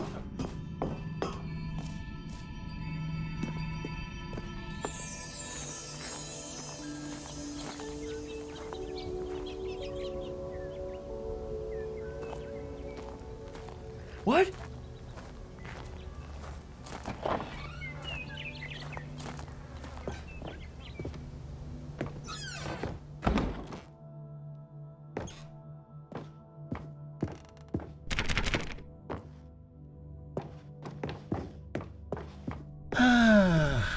Here's where it all began.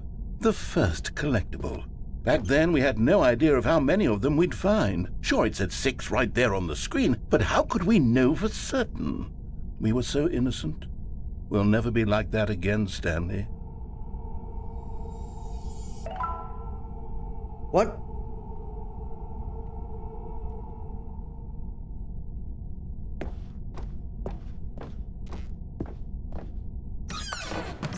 And here was a second Stanlerine. You found this one all on your own, just by poking around in the boss's bathroom. You did that, Stanley. I'll be honest. Back then I had no faith in you to find any of them, let alone 6.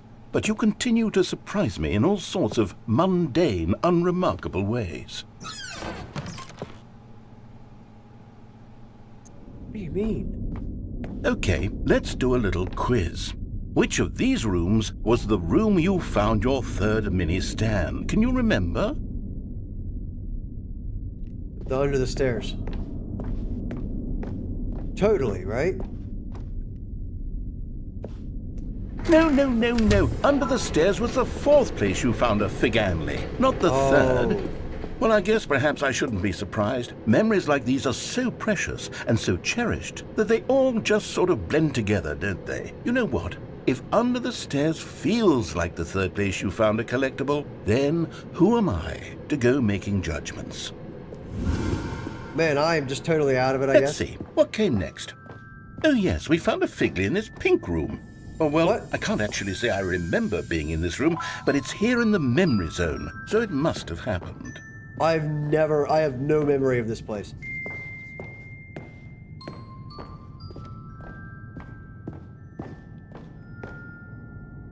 This was the 5th mini Stan, and this one was really something special. It was by the red and blue doors. I remember it so clearly. In fact, because this one is particularly special to me, I made a little video to commemorate the occasion. Enjoy.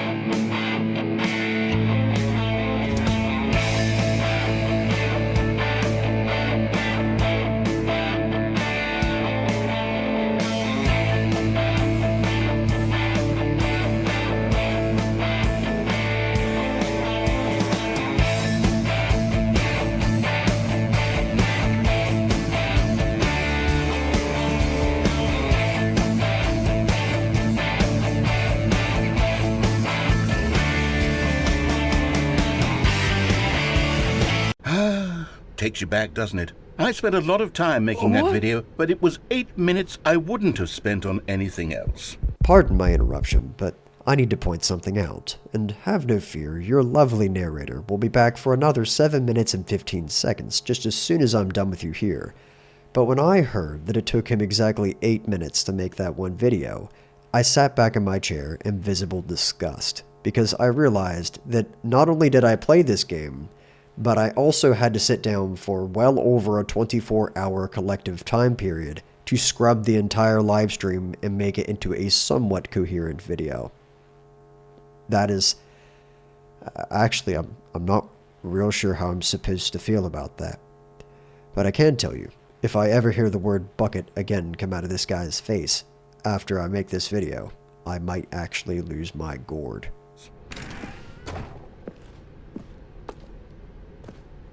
I choose the blue door.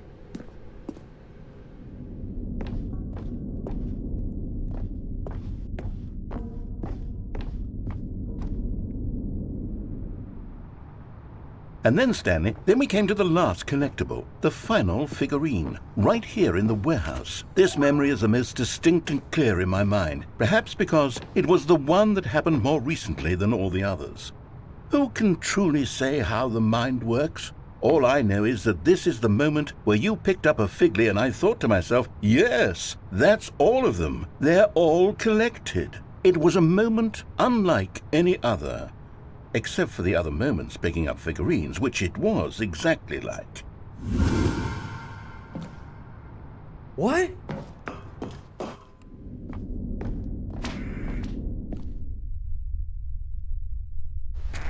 And then there was no more. Because we've caught up to the present moment. Nothing left to do but move onward into the future. Goodbye, Memory Zone.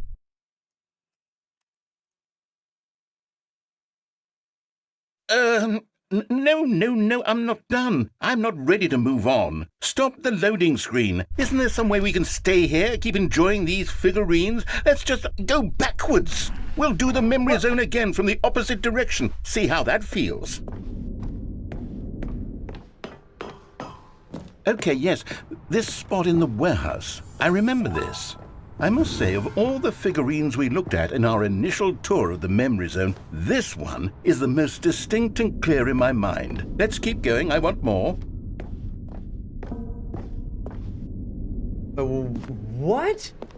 And here's where I made that video. Don't you remember the video we watched? Oh, for crying out loud, dude. Get this out of here. Yes. Oh, yes. I love that video. Still don't remember the pink room, Stanley. Still no memory of this one. Good room, though. A solid room. These really were a treat to hunt down. You know, if there had been any kind of reward for finding all of these, it really would have muted the intrinsic joy of collecting them. I'm very glad we resisted the temptation. Next one. I have no idea what's happening, man.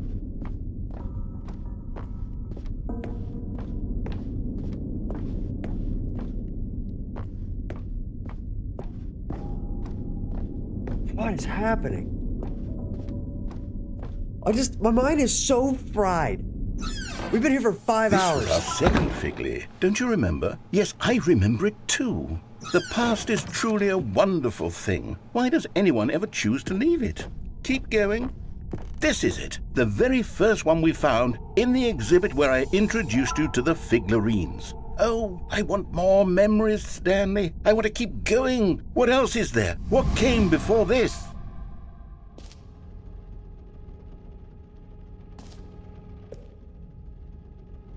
The very first one.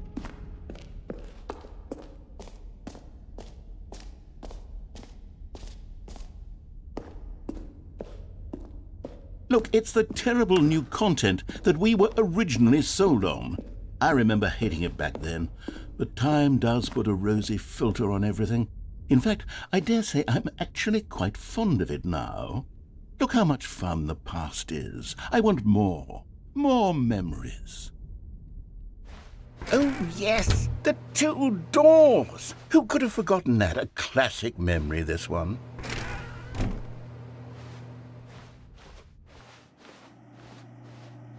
And before everything else, there was your office.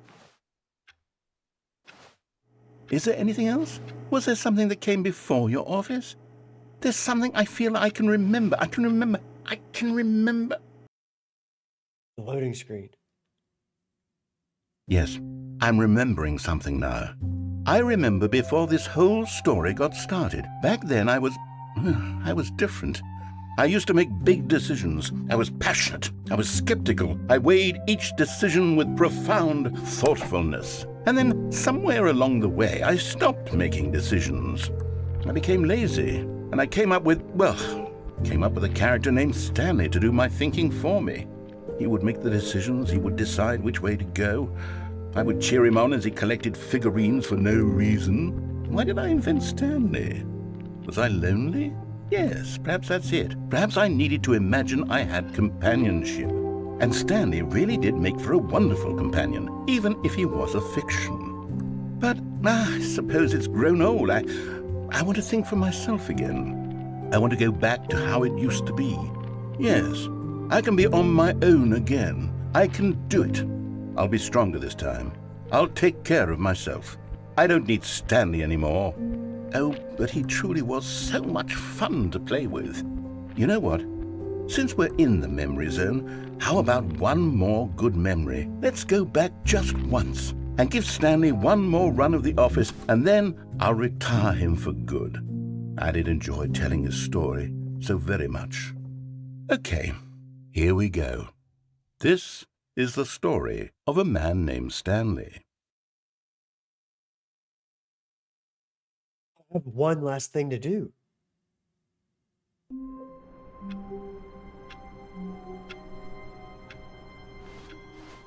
All of his co-workers were gone. What could it mean? Stanley decided to go to the meeting room. Perhaps he had simply missed a memo. Stanley's bucket, the only co-worker he would ever truly need.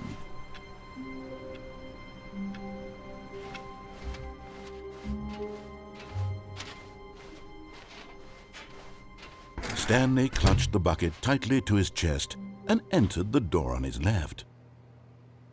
This was not the correct way to the meeting room, but Stanley had felt the bucket calling to him, telling him that the employee lounge was simply the place to be.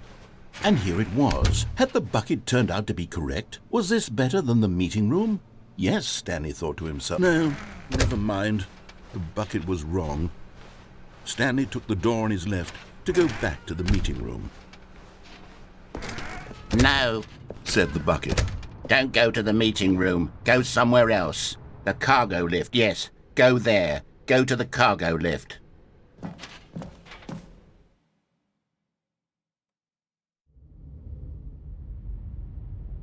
This is it.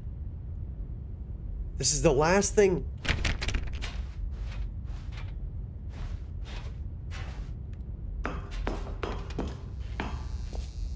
This is it.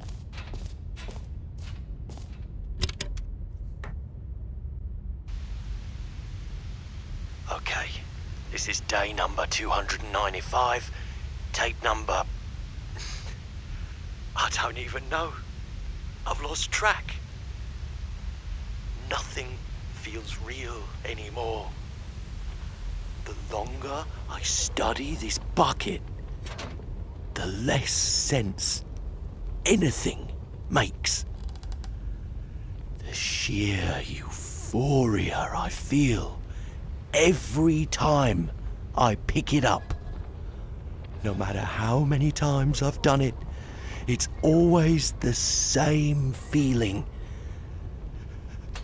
And the emptiness in my chest when I set it down. It doesn't make sense.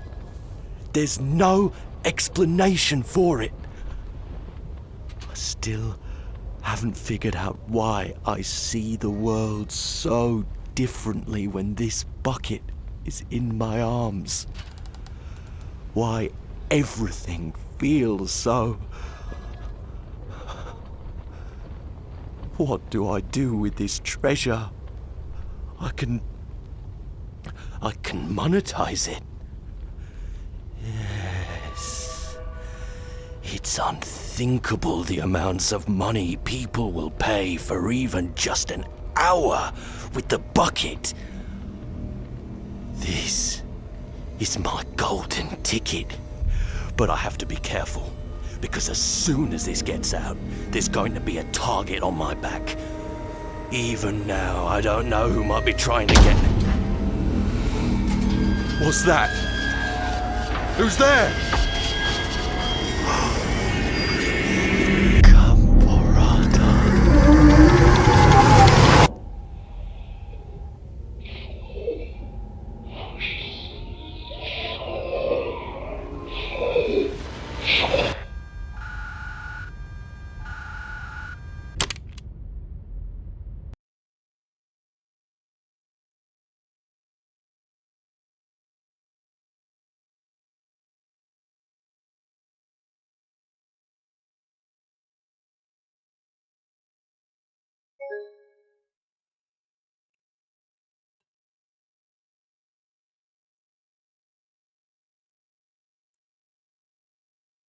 That's it.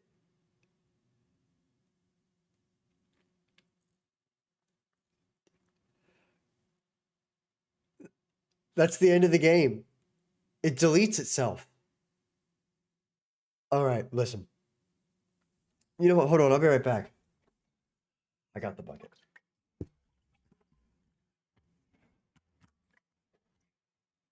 That's it. That is the end of the Stanley Parable. That was, without a doubt, one of the most mind-bending mind-numbing 5 hours and 15 minutes of a game that I think I've ever played. I think, actually, there were 2 more things that I could do, which was beat the baby game for 4 hours and beat the baby game again for 4 hours with the bucket. But I'm not doing it. I refuse. I'm not doing it. I don't even know if it would do something. But yeah. Anyway, that's it. That's it. That's the end of the stream.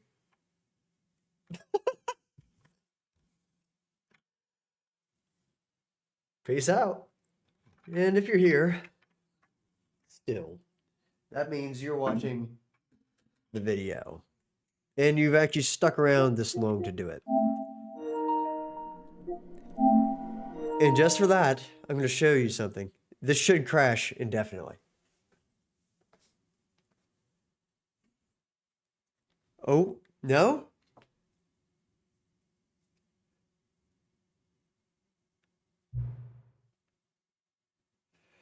Oh, I get to enter my favorite time. I forgot. 1, 2, 3, 4 is my favorite time. 1, 2, 3, 4 p.m. Yes, 1, 2, 3, 4 p.m. is my favorite time of day. Or could you simply not resist giving me the correct time again? After all, I know how much you enjoy setting the time correctly. Okay, now I'm curious how accurate 1, 2, 3, 4 p.m. is. Let's use another slider to find out. How accurate is 1, 2? Inaccurate. It is very inaccurate. You know, can I just say, regardless of the accuracy of the clock, I'm having a great time adjusting these settings. I feel like I'm learning more about you and how you like things to be set. It's good to collect data. I wish I had more sliders, but we've gone through all the sliders I have. Perhaps I can invent some new sliders to gather new data on you. Shouldn't be too hard. Yeah, let me whip up a couple new ones. Should be ready by the next time you boot up the game.